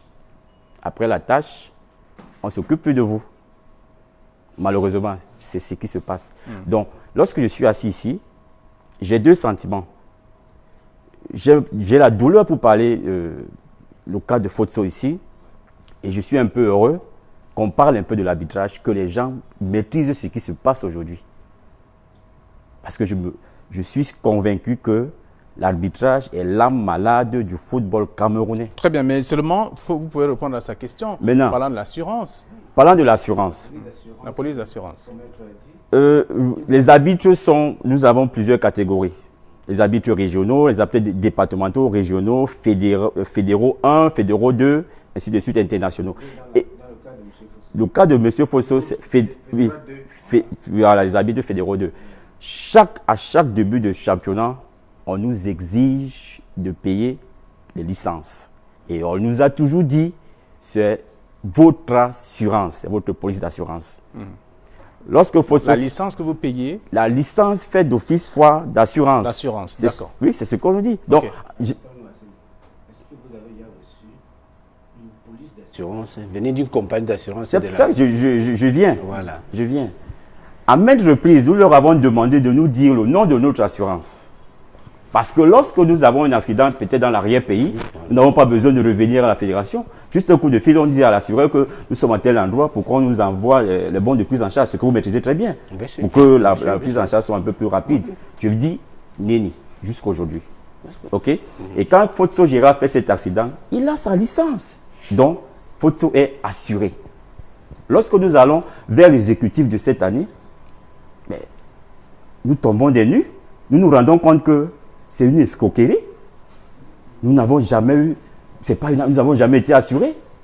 OK? Et la fédération, à ce moment, s'est déplacée, Gérald a dit, a donné 500 000 francs. Pour faire quoi? 500 000 francs, pourquoi? Nous avions dépensé, avec l'aide de tout le monde, plus de 4 millions. Il a dit tout à l'heure, peut-être vous n'avez pas un peu arrêté ça dans votre esprit. C'est plutôt Gérard qui a dépanné la Ligue de football professionnel pour que nous puissions sortir de l'hôpital. Oui, parce que nous étions bloqués. Lorsque nous sortions de là, le 23 mai, aux environs de 15 heures, il fallait d'abord donner une moitié. La Ligue a pris des engagements de régler la facture jusqu'à aujourd'hui. Même lorsque nous allions au niveau de Mambou, à Bafout, après Bamenda, il y avait une facture pro forma pour la rééducation qui était à l'ordre de 508 000 francs CFA. Tour à tour, nous sommes allés au niveau de la fédération, au niveau de la Ligue. Les décharges sont là. Même le remboursement, nous avons crié, il y a des décharges. Jusqu'à aujourd'hui, même c'est lettres mortes. Donc vous comprenez dans quel genre d'engrenage nous sommes. Si aujourd'hui, les gens peuvent se réveiller, c'est que nous regardons de l'autre côté, il est responsable de la FECAFOOT pour qu'ils sachent que ce qui est arrivé à Fotso aujourd'hui peut arriver à tout le monde. Je ne suis pas sorti, plusieurs ne sont pas encore sortis du lot. Il y a aussi certains qui sont encore couchés ailleurs. Donc, vous permettez une seconde seulement. Après cet exécutif, il y a le comité de normalisation qui est arrivé. Nous avons aussi essayé de travailler. Rien. Le comité qui est là aujourd'hui, il faut le dire, eux, parce que là encore, je peux dire, ils se battent pour, lorsqu'il y a un cas, c'est de manière sporadique qu'on peut aider. Nous sommes sur le cas de Gérard Fosso. Voilà. C'est son cas qui nous rassemble. C'est vrai que c'est de façon générale également pour permettre à ceux qui sont dans la même situation, mais qui ne se prononcent pas, de savoir ce qu'ils ont à faire dans les jours à venir. Alors, on parlait de l'assurance. À partir de la réponse qu'il donne, ça vous rassure qu'il est assuré? Non. Le président de la Ligue professionnelle de foot, c'est ça? Vient de dire l'association des arbitres, branche du littoral. Vient de dire qu'ils sont rentrés pour demander le nom de la compagnie qui les assurait. Ils n'ont jamais été assurés. Donc cette police, on leur a demandé de payer. Et quand ils ont payé, ce que nous appelons la prime d'assurance, leur institution n'a pas trouvé bon d'aller reverser ça à une compagnie d'assurance. Bon, maintenant, à ce stade, qu'est-ce qu'il faut faire? À ce stade, l'assureur ne peut rien. Parce que pour que l'assurance vous prenne en charge, il faut que vous ayez souscrit un contrat et que vous ayez payé la prime d'assurance. Ce qui n'a pas été fait. Donc vous ne pouvez pas interpeller l'assurance. Parce que l'assurance, c'est une association de petits sous que les gens ont regroupés pour pouvoir intervenir. Mais si la FECA Foot ou bien la Ligue professionnelle de foot n'a pas cru nécessaire de transférer le risque de ce genre aux assureurs, mais que les gens qui dirigent le football prennent leurs responsabilités. Puisqu'il a été mis en mission. Voilà, puisqu'il est en mission. Il est en mission, donc en conséquence, ils doivent prendre ça, prendre la charge de soigner M. Fosso. Et je ne comprends pas pourquoi il y a des avocats ici. En principe, 3 ans, 4 ans, c'est beaucoup. Pourquoi on n'a pas saisi les instances judiciaires pour amener? Voilà, parce que les avocats sont là. Pourquoi M. Fosso? Mais attends, je me suis même demandé, nous, on était dans les assurances ensemble, puisque pendant près de 5-6 ans, on a fonctionné ensemble. Pourquoi vous n'avez pas porté ce problème à la SARC pour que la SARC soit au moins un conseiller pour vous? C'est ça. Monsieur Fosso, Monsieur Mandeng, je dis pendant près de 6-7 ans. C'est ça. Dans tout le cas, depuis qu'on a créé le championnat de la SAC en 2012, c'est ça. Voilà, non, même pas 2004 ou bien 2005 comme ça. Oui, d'accord. Voilà, on est ensemble. Donc en fait, je dis, certaines choses nous arrivent parce que nous voulons. Parce que pendant 4 ans, on ne peut pas laisser quelqu'un souffrir alors qu'il y a les gens qui sont en train de brasser des millions de francs. On leur demande un petit 10 millions de francs pour aller soigner quelqu'un qu'ils ont mis en mission pour aller travailler. Ils ne le font pas. Non. Alors, il y a quelque chose qui ne va pas. Maître, sur le plan juridique, on comprend bien que c'est compliqué aussi de trouver soit la solution, soit de l'accompagner dans cette situation. Qu'est-ce qu'on peut comprendre? Le cas de notre ami Fosso aujourd'hui me fait couler des larmes. Et lorsque je rentre un peu dans le dénouement de la société camerounaise, je revois devant moi Jean-Michel Cancan dans son contrat de travail. Lorsqu'il marche en cherchant le travail, il arrive dans une maison, on dit « je vous embauche aujourd'hui ». Il se met donc à travailler sans savoir quelle est donc sa tâche qu'il doit faire dans cette maison et qu'est-ce qu'il aura comme salaire correspondant à ce qu'il fait dans cette maison. Et quelle est la sécurité qu'il a lorsqu'il travaille dans cette maison? Vraiment, j'ai bien honte de dire que les arbitres camerounais me déçoivent parce qu'ils sont passionnés de courir dans un stade de football et de nous donner un beau spectacle que nous regardons avec beaucoup de plaisir assis dans nos salons. Mais vraiment, c'est lamentable et triste que sur un plateau, des arbitres constitués en majorité d'intellectuels pour la génération, j'ai bien vu la génération des arbitres que nous avons aujourd'hui, se comportent comme des analphabètes. C'est marrant et c'est très triste. De deux, si dans le récit de Gérard, il était titulaire d'une licence et d'un ordre de mission, ça veut dire qu'il était sous contrat. Quelles sont les obligations de son employeur, la FECA Foot, même s'il n'a pas souscrit une police d'assurance? C'est de déclarer en début du championnat à la CNPS, qui assure la couverture de la sécurité sociale, la liste de tous ses employés, de tous les arbitres qu'il a retenus pour la saison. Ça ne coûte rien, c'est un des petits prélèvements qu'on effectue chaque mois sur les salaires qu'on donne aux employés. Cela voudrait dire une fois de plus qu'il y a des institutions au Cameroun qui fonctionnent comme s'ils n'emploient pas des gens. Ce sont des temporaires et des tâcherons. Mais pour le cas de Gérard, je voudrais bien savoir, pendant 18 ans, il a été temporaire. Oui, s'il commence en 2000, il nous a dit qu'il a commencé en 2000 à tenir le petit sifflet et à courir dans les stades. Pendant 18 ans, il est resté temporaire à la Fédération camerounaise de football. C'est triste. C'est triste et malheureux. Parce que le dernier recours que les dirigeants de la CNP, de la FECA Foot auraient dû faire, c'était de déclarer ce sinistre à la CNPS. La CNPS, pourquoi? Même s'ils n'ont pas respecté, ils n'ont pas eu l'occasion de prélever sur vos droits de licence que vous avez payés en début de saison pour aller souscrire la police d'assurance, au moins ils auraient dû le déclarer faire des dépenses et se faire rembourser par la CNPS. Ce n'est pas l'argent de l'État du Cameroun, c'est l'argent de la Caisse nationale de prévoyance sociale, dont l'accréditation de l'entreprise ou de l'employeur, qui est une institution publique, ne coûte absolument rien. C'est pourquoi tout à l'heure, je dis que c'est une volonté des dirigeants, parce qu'ils considèrent les acteurs du football tels qu'ils habitent comme des animaux. Ils n'ont pas de respect pour la personne humaine. Aujourd'hui, c'est Gérard. Mais posez-vous la question. Fouet s'est écroulé dans un stade. Vous pouvez rentrer dans l'organisation et les réactions. Vous êtes arbitre. Vous avez vu l'armada du mécanisme qui s'est mis en jeu par rapport à Fouet qui s'est écroulé dans un stade. Mais non. Nous sommes rentrés dans ce football considérant les arbitres peut-être 60 ans en arrière. Je pense que même à l'époque coloniale, on ne traitait pas les hommes pendant la traite négrière comme on traite les arbitres. Cette sécurité sociale n'enlève rien sur le fonctionnement de l'entreprise. C'est juste une garantie supplémentaire que l'assureur a, que l'employeur a au-delà de son assurance responsabilité civile chef d'entreprise, qui est une police d'assurance qui souscrit auprès d'un assureur pour en cas où sa responsabilité personnelle viendrait à être engagée.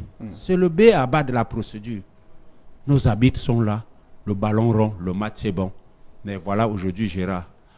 Peut-il dire qu'il a été arbitre? Je pense que la réponse c'est non. Vous allez répondre à cette question? Je voulais réagir. Parce que je veux bien comprendre et je m'excuse si j'ai eu le ton assez dur contre mes amis les arbitres. Non, en fait, vous n'avez pas eu un ton dur. Au contraire, nous sommes à l'aise avec ce genre de ton. Parce que je pense que, je l'ai dit tantôt, d'une part, je suis meurtri, de l'autre part, je suis en joie lorsque nous avons un tel débat. OK? Donc, rassurez-vous. Ce que j'aimerais seulement ajouter, c'est que les arbitres n'ont pas de salaire. Nous avons des émoluments. Nous sommes des tâcherons. Parlons de manière basique. OK? Donc, lorsque vous ne jouez pas, on n'a pas besoin de vous. Lorsque vous êtes malade, c'est fini. On n'a plus besoin de vous. OK? Donc, vous devez être en santé. Vous devez être disponible. Et vous devez être correct dans vos matchs. Okay. Et après ça, on passe à autre chose. Je voudrais dire à l'arbitre, ce n'est pas devenu une séance de ping-pong entre le président des arbitres de la région du littoral. Mais je voudrais dire que dans le cas d'espèce, Gérard était titulaire d'une licence. Bien entendu. Ce qui voudrait dire quoi? Que son employeur a pris la responsabilité, dit que j'emploie Gérard pour les 20 secondes que le match doit durer, pour le temps qu'il doit partir de chez lui, pour le stade, du stade, pour sa maison. Non, maître, là-bas, on dans cette logique. Oui, dans cette logique, c'est tout à fait normal. Parce que s'il faut aller même plus loin, la situation de Gérard rentre même au-delà de la responsabilité civile de la FECAFOOT. Bien entendu. De la responsabilité civile de la FECAFOOT. Parce que c'est du fait de la FECAFOOT que Gérard est devenu ce qu'il est. S'il était resté à la maison ce 12 mars avec sa chérie, il serait encore en super forme aujourd'hui. C'est clair. Donc cela voudrait dire que quoi? C'est la négligence de la FECAFOOT, la maladresse et la mauvaise exécution du contrat que Gérard avait la FECAFOOT concernant cette licence qu'il détenait et cet ordre de mission. Donc la responsabilité civile de la FECAFOOT peut être valablement engagée dans le cadre de ce dossier. Ça c'est clair. Vous en êtes conscient? Ah bien sûr. D'accord. Ça c'est pas un débat. Là-bas on ne discute pas. Oui, allez-y. Maître a raison. Parce que quand il y a cette licence, c'est une espèce de contrat de travail qui lie les deux parties. Et je suis très surpris que vous me dites que quand vous ne travaillez pas, quand vous ne jouez pas un match, non, non, non, non. Le contrat de travail, c'est vous qui avez dit, jusqu'à ce qu'il prenne sa retraite, il est arbitre. Si un jour on le démet de ses fonctions d'arbitre, d'accord. Mais il a ce contrat de travail avec la FECAFOOT. Sauf si je ne comprends pas bien le droit. Et en début de saison, on renouvelle ce contrat par une licence. Et on vous dit, il y a une police d'assurance qui est rattachée derrière. Mais attends, arrêtez un peu de nous prendre pour des salauds dans ce pays. Vous les arbitres, on vous dit tous les jours, il y a une police d'assurance qui vous couvre. Mais personne n'a jamais cherché à savoir qui est l'assureur. C'est après un accident que vous commencez à dire, hey, le jour là, on nous avait dit qu'il y a eu une assurance. C'est qui l'assurance? Non, monsieur. Je pense qu'avant de rentrer sur le stade, avant de prendre le vol, vous devez chercher à savoir qui est votre assureur. C'est tout. Fabien. Oui. 5 secondes. Allez-y, 5 secondes, vous allez prendre la parole. Mais maintenant, je voudrais qu'on comprenne, puisque la situation est là. Oui. Gérard est dans cet état. Il faut trouver la solution. Oui. Oui. On a bien compris qu'à chaque début de saison, vous payez, vous avez votre licence parce que vous avez payé votre affiliation et ça fait office de l'assurance. Bien sûr. Maintenant que ce n'est pas respecté, il est question de trouver la solution au cas de Gérard. Qu'est-ce qu'on devrait faire maintenant? Déjà, je vous remercie pour cet élan. Nous sommes là aujourd'hui pour demander aux gens de nous aider. C'est ça l'urgence. Il y a de cela 2 ans, c'était une urgence. Aujourd'hui, ça devient l'extrême urgence. Parce que d'ici quelques temps, le médecin l'a dit, peut-être qu'on ne pourra plus rien récupérer sur Gérard. Alors, il y a une urgence, il nous faut 10 millions. Après les 10 millions, le préjudice que Gérard pourra, on verra après. Là, nous viendrons encore vraiment chez vous, maître, pour qu'on mette tout ça en jeu, le système juridique et tout, pour vraiment attaquer la FECAFO dans le cas où les choses se compliquent encore. Donc, pour le moment, c'est l'élan de cœur. Le plus urgent, si Dieu nous permet, avant la fin du mois de novembre, que Gérard puisse être évacué. C'est ça, c'est de ça qu'il est question. Après, maintenant, nous allons nous asseoir pour bagarrer, faire tout ce que nous voulions. D'accord. Alors, c'est vrai, Zachary, qu'est-ce qu'on peut faire pour Gérard sur le plan de l'assurance? On a déjà compris que rien ne marche véritablement tel que on a entendu de la bouche du président régional, l'association des arbitres, pour le littoral. Il n'y a rien à faire pour Fabien, lui. je suis vraiment désolé de le dire. Sur le plan de l'assurance, c'est au census. Il n'y a rien à faire. Parce que pour que l'assurance intervienne, je l'ai dit tantôt, il faut qu'on ait recueilli des primes d'assurance. Ce qui n'a pas été fait. Comment vous allez demander à un assureur de sortir 10 millions de francs, ou bien même 5 millions de francs, pour évacuer M. Fosso en Inde? Il ne fera pas. On va dire sur quelle base? Puisque s'il sort de l'argent, parce qu'en fait, que là on ne vous trompe pas, les entreprises d'assurance ne sont pas des propriétaires d'argent qu'ils ont.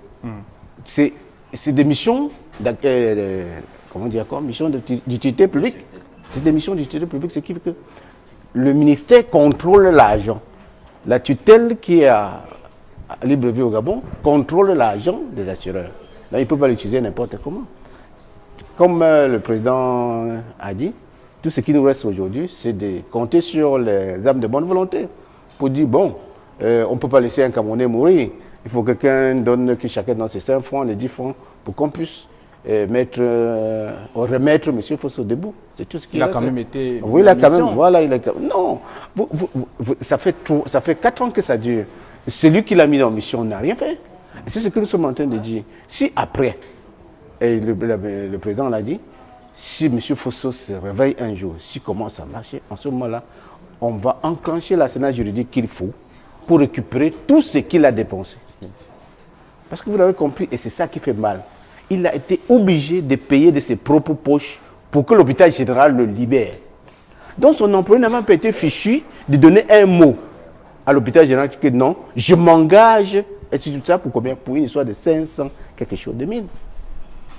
D'accord. Voilà. Donc, sur le plan de l'assurance, vraiment l'assureur ne peut rien. Donc, si je vous dis que voilà, c'est de se mobiliser comme on est en train de faire là, oui, pour sa prise en charge. Pour sa prise en charge. C'est beaucoup d'argent quand même, 10 millions pour l'évacuation. On a vu par le passé, Flavien, ça ne peut pas dépasser les Camerounais. Vraiment, ça ne peut pas dépasser les Camerounais. 10 millions, c'est rien pour les Camerounais. Je ne suis pas un oiseau de mauvais augure, mais il y a des Camerounais qui en une soirée dépensent 3-4 millions.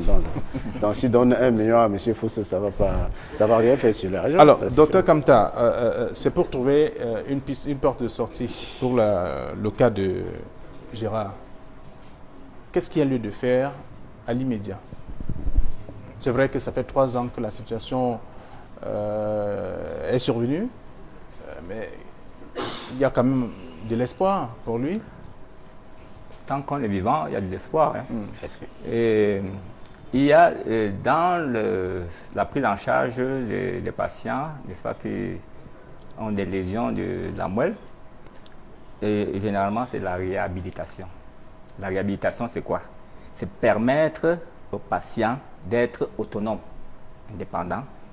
Ça veut dire que le patient de permettre, n'est-ce pas, de pouvoir se déplacer, n'est-ce pas, sans avoir à sa charge quelqu'un en permanence et de pouvoir exercer un métier. Ça, c'est la réhabilitation. Et la réhabilitation, c'est... La rééducation fait partie de tout ça. La réhabilité, ça veut dire que c'est tout ton être, en général, psychologiquement, physiquement et tout.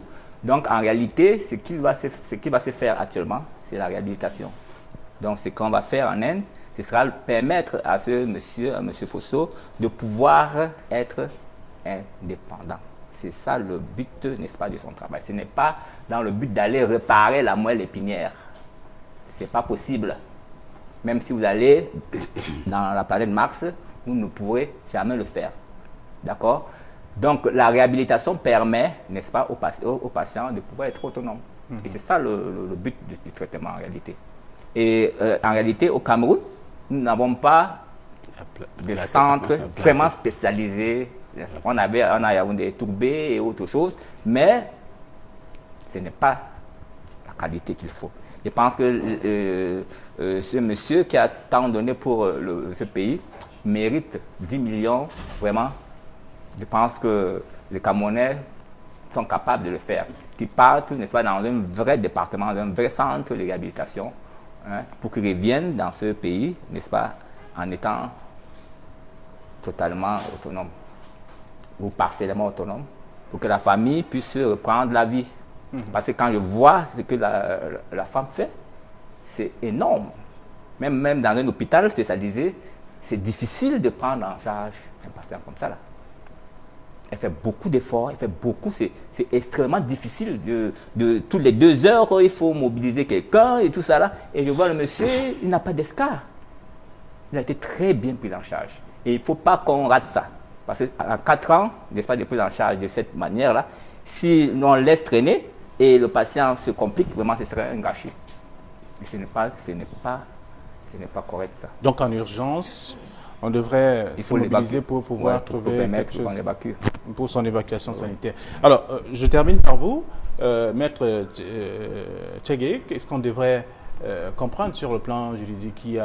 Il faut attendre simplement qu'il revienne ou qu'il soit pris en charge? Flavien, ce que je peux dire dans le cas d'espèce, que l'employeur de M. Fosso comprenne qu'il a commis une faute. Une faute qu'il sera appelé à réparer. Mais que par la honte, comme la honte ne tue pas le Camerounais, qu'il donne au moins 10 millions, on envoie soigner Fosso en attendant que nous mobilisons pour réclamer ce que M. Fosso a dû dépenser. C'est inadmissible, Flavien, et j'ai dit aux habitants tout à l'heure que il faut un précédent pour que les gens améliorent l'avenir. Le cas de Fosso est tombé et c'est valable pour tout chercheur d'emploi. Ça ne coûte pas 20 secondes que lorsque vous allez dans une entreprise, on va vous embaucher. Prenez le soin de dire, donnez-moi mon contrat de travail. Même en venant en consultation chez un professionnel pour 20 secondes, ça ne va rien enlever sur votre personne. Mais vous repartirez avec un contrat où tous les compartiments d'un contrat de travail seront respectés. Autant mieux rester chez vous, ne rien faire que de courir comme M. Fosso et se retrouver aujourd'hui sur une chaise roulante. Je dis bien, messieurs de la FECAFOOT, je suis bien ravi parce qu'on a un ancien qui est président de la FECAFOOT aujourd'hui, je suis sûr qu'il nous écoute. En allant dans les lignes budgétaires, sortir 10 millions pour soigner M. Fosso, ça n'enlèvera rien à la FECAFOOT parce que nous avons écouté les contentieux de la FECAFOOT qui sont chiffrés à des centaines de millions. En donnant 10 millions pour qu'on soigne un arbitre, votre employé qui est resté sur une chaise roulante parce qu'on l'avait envoyé à Bouddha, cela n'enlève rien. Ça sera un début de repentir pour la FECAFOOT de commencer à réparer le tort. Parce que le tort que subit M. Fosso depuis 4 ans est incommensurable. Et s'ils avaient affilié M. Fosso à la CNPS. Tout cet argent devait être remboursé à la fédération par la CNPS. Donc c'est une mauvaise foi dans l'exécution du contrat de travail qui liait M. Fosso à la fédération. D'accord. M. Fosso, c'est un premier cas. Je pense à d'autres arbitres qui nous écoutent ce soir de bien se tenir. Parce que demain, à qui le tour? Ça reste une question de toute façon. Voilà donc la situation. En ce moment, il y a tout de même de l'espoir. Si jamais un Fosso est pris en charge au plus vite, il faut des moyens, comme vous avez l'habitude de le faire, la main sur le cœur, mettre quelque chose dans la cagnotte, question de permettre à Gérard Fosso de prendre le vol et d'aller rencontrer les médecins qui vont essayer à leur manière de lui redonner le goût de la vie. Et c'est dans cette situation et c'est ainsi que nous allons clore cette édition de Regard Social avec le cas Gérard Fosso ce soir. Merci à vous d'être venus, chers messieurs. Je voudrais vous inviter à suivre un cas social qui a déjà été diffusé sur les mêmes antennes de Regard Social. C'est un cas des enfants siamois. Les enfants qui sont nés, ils sont collés, je préfère utiliser ce terme, collés au niveau des fesses. Et vous allez le découvrir dans le reportage. Et juste après, nous allons accueillir Irène Tembe ainsi que le papa de ses enfants.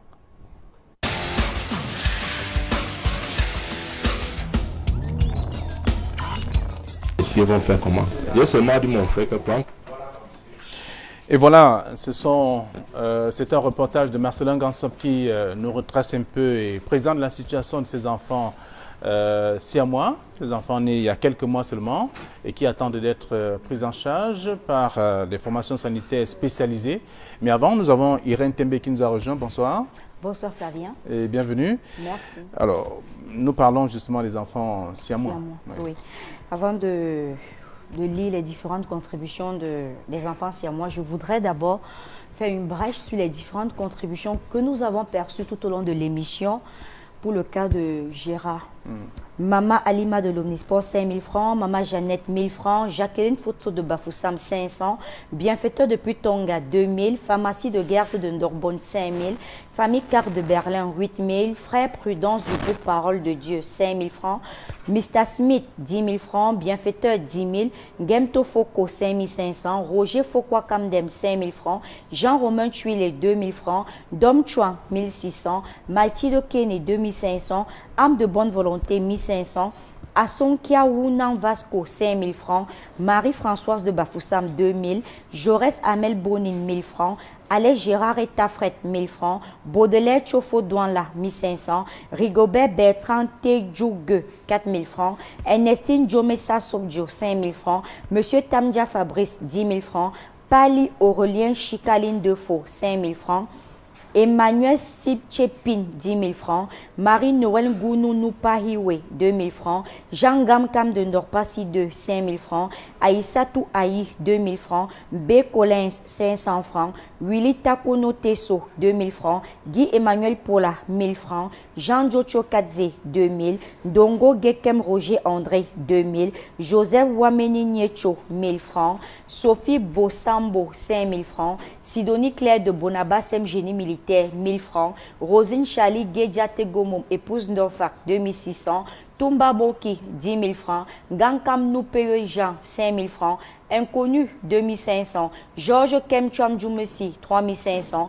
Payon Chofo Nadine, 5 000 francs. Marcelin Simon Gewa, 2 000 francs. Marie-Françoise Meke Fonjo, 2 000 francs.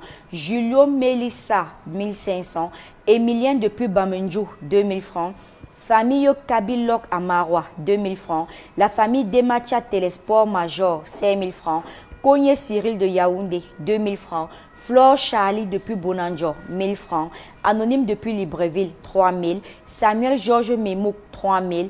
Tchagé depuis Lorbaba, 2 600. Julienne Develine Tinda, 1 000 francs. Rodolphe Dialon, 1 000 francs. Thérèse Chantal, 2 000. Ghislaine Méninan, 500. Louis-Marie Kamdem, 2 000. Cyril Ledoux Petchoutchoui, 1 000 francs. Romain Pédengue, 500.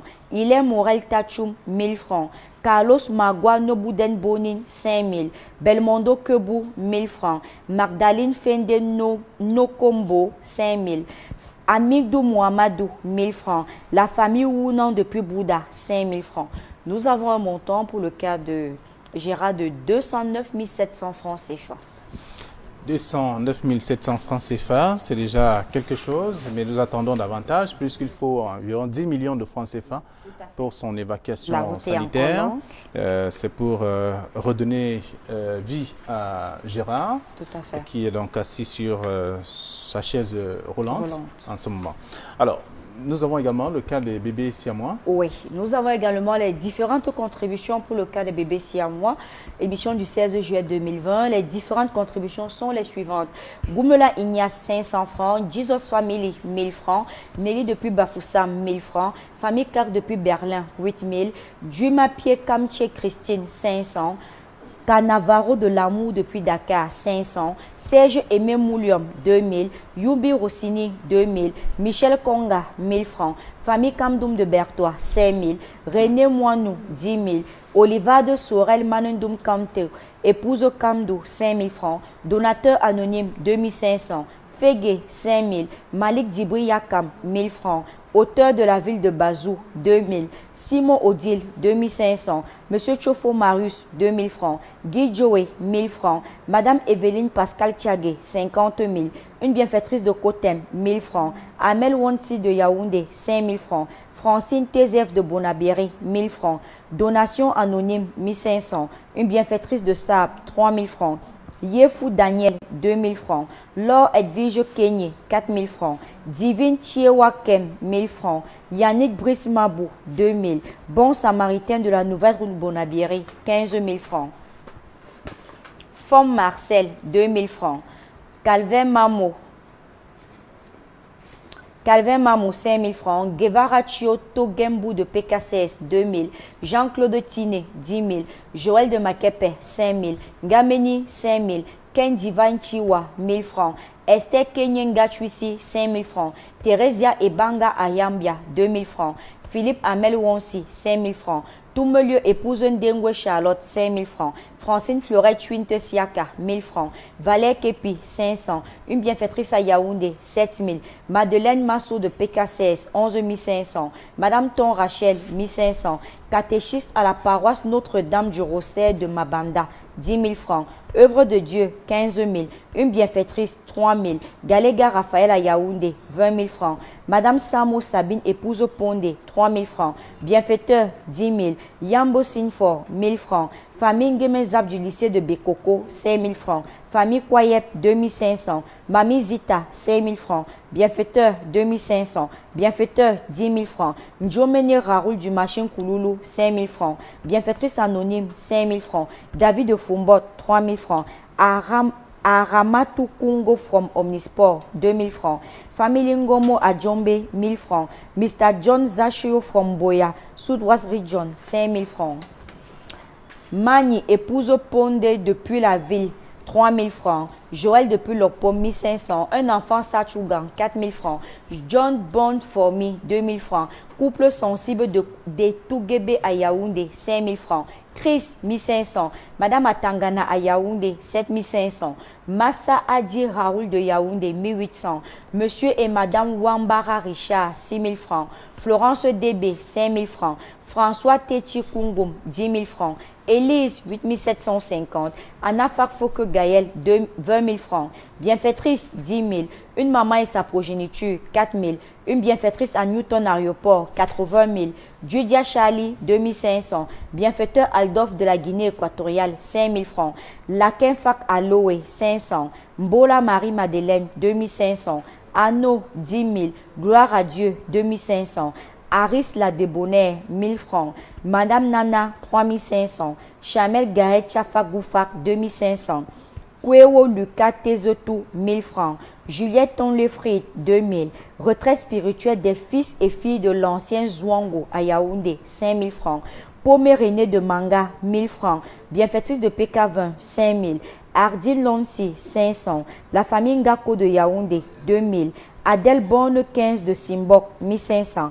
Maman Anne, 500 francs. Famille Saha, 2000 francs. La famille Kenfak à Loé, 500 francs. Charlie Eve comme Takam, 1500. Roméon Djougla depuis Yaoundé, 2000. Kwedia Dieudonné, 700. étudiant de l'ESSEC, filière EPAR 2019, dans le cadre du cours éthique managériale et citoyenne, 50 000. Mutuel Balako, 1 500. Wansi Priso Dombu, 10 000 francs. Monsieur et Madame Guati, 20 000. Ngombe Etundi, 1 600. Maman Agnès de Lundi, 20 000. Association Gongo à Djongwe, 17 000. Monsieur Délé Pierre, 5 000. Machoumou Suzanne, 5 000. Famille Chamadieu, 15 000. Choukou Jackie, 4 000. Un bienfaiteur de Aqua, 1 000 francs. Maman Sylvie de Yaoundé, 1 000 francs. Manuela Megane, 500. Une famille chrétienne à Baranté, 5 000. Monsieur Chio, 5 000. Un donateur, 3 000. La famille Kemenye Emmanuel à Yaoundé, 2 000. Tokampetou, 10 000. Akobesson Cécilia, 5 000. Fille chrétienne de Yassa, 50 000. Joël Mélodie et Maï Wedi, 5 000. Merlin Viviane Lamboufoku, 2 000. Germain Yannick Poumo, 1 500. Mam, 3 000. Moche Tongue, 7 000. Samuel Kenfak, 1 500. Kouache, 4 000 francs. Bienfaitrice, 3 000. Armand Ledoun de Fongomdjum, 5 000 francs. Le Cordeau de Manjo, 2 000 francs. Un chrétien, 5 000. Fouekwen Bonzi Suzy, 1 500. Joël Alino Djanka Ketchate, 2 500. L'homme Assanji Vivian, 1 000 francs. Tibita Vitalis, 5 000 francs. Ibrahim, 2 000 francs. Sabine Chamo Epouso Ponde, 3 000. Karine Pamela Donchi Achogwe, 1 000 francs. Atangana Lor, 2 000. Amel Sessouyuta, 2 000. Margaret Eyon Arbor, 5 000. Félicité Giandem Diogo, Joko, 500. Romanus Akame, 10 000. Elangwe Erika Malike, 1 500. Gildas Romeo Douangla, 2 000. Alès Aimé Kake, 2 000. Kakemeni Bogoum Élysée, 500. Benu Pascal, 10 000. Anonyme de PK19, 7 500. Paul, 2 000. Chofou Lonfo Moïse, 1 000 francs. CK, 500. Anonyme de Banga, 500. Goufak Justine de Limbe, 5 000 francs. Flavien Dieudonné Djemeni Agnès, 2 000 francs. Pascal, 5 000. Fotso, 3 000. Mafo, 3 000. Un inconnu, 5 000. Takou Kamla, 10 000 francs. Pour le cas des enfants siamois, nous avons un montant de 901 850 francs CFA. Alors, pour déjà merci à ceux qui ont contribué jusque-là. Tout à fait. Et nous invitons davantage nos frères et sœurs à contribuer parce qu'il faut beaucoup d'argent pour la prise en charge de ces enfants. Tout à fait. Nous disons déjà merci à ces chefs bienfaiteurs qui ont bien voulu mettre la machine de la solidarité en marche. Et nous les prions de continuer via les numéros de téléphone qui s'affichent au bas de votre petit écran, à savoir le 690 50 50 94 ou le 675 35 25 16. Et bien vouloir préciser par SMS votre nom, le nom du cas social pour lequel vous êtes en train de contribuer ainsi que le montant. D'accord. Nous avons sur ce plateau le papa de ces enfants siamois. Monsieur Ekane, bonsoir et bienvenue. Merci. Vous avez le micro, c'est le vôtre. Ouais. Merci, monsieur. Bienvenue. Comment vont ces enfants? Ils sont bien. On peut voir les photos. Bon, ils sont 2 mois, 2 semaines aujourd'hui.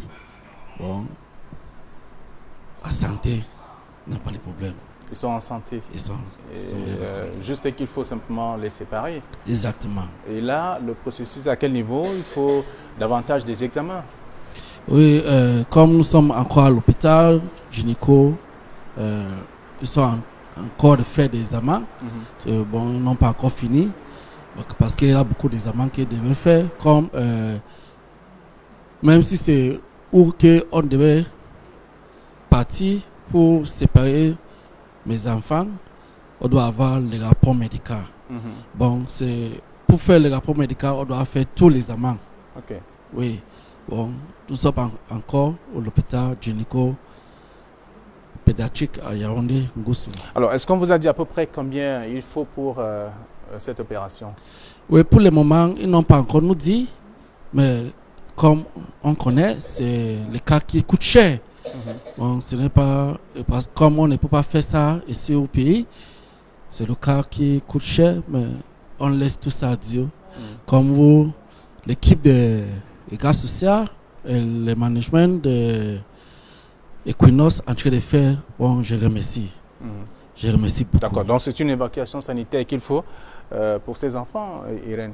Tout à fait, il faut une évacuation sanitaire, ce qui signifie qu'il faut davantage de contributions pour que nous puissions avoir ces 2 enfants séparés sur ce plateau. Donc il est également question de contacter les formations sanitaires spécialisées de l'extérieur pour savoir qu'est-ce qu'il faut concrètement pour la prise en charge de ces enfants. Merci d'être venu sur ce plateau. Vous transmettrez le bonsoir de l'équipe de Regard Social à la CBB qui suivent d'une façon ou d'une autre le programme.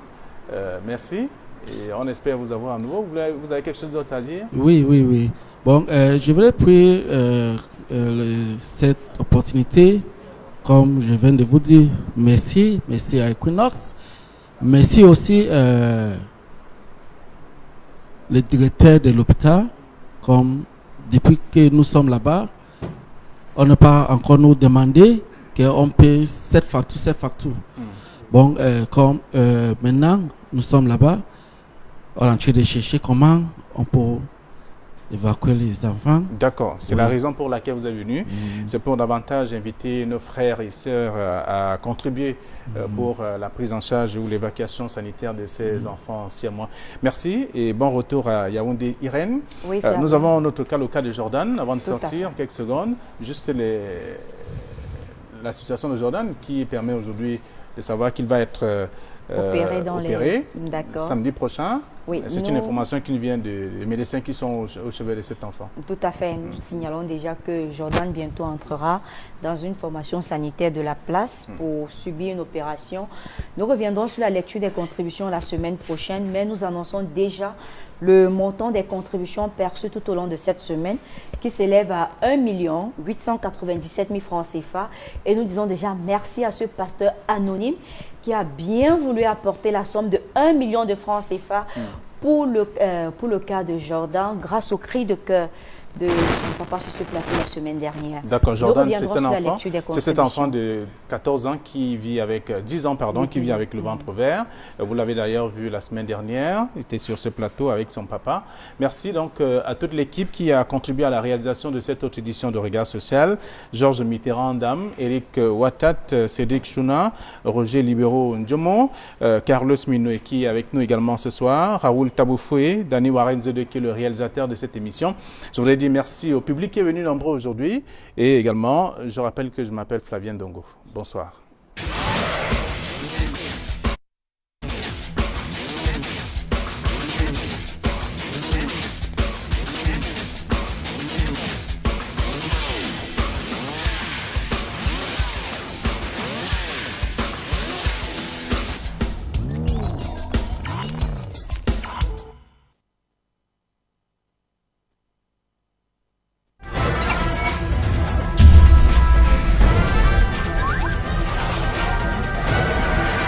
Equinox Télévision, au-delà de l'image, nous rendons compte.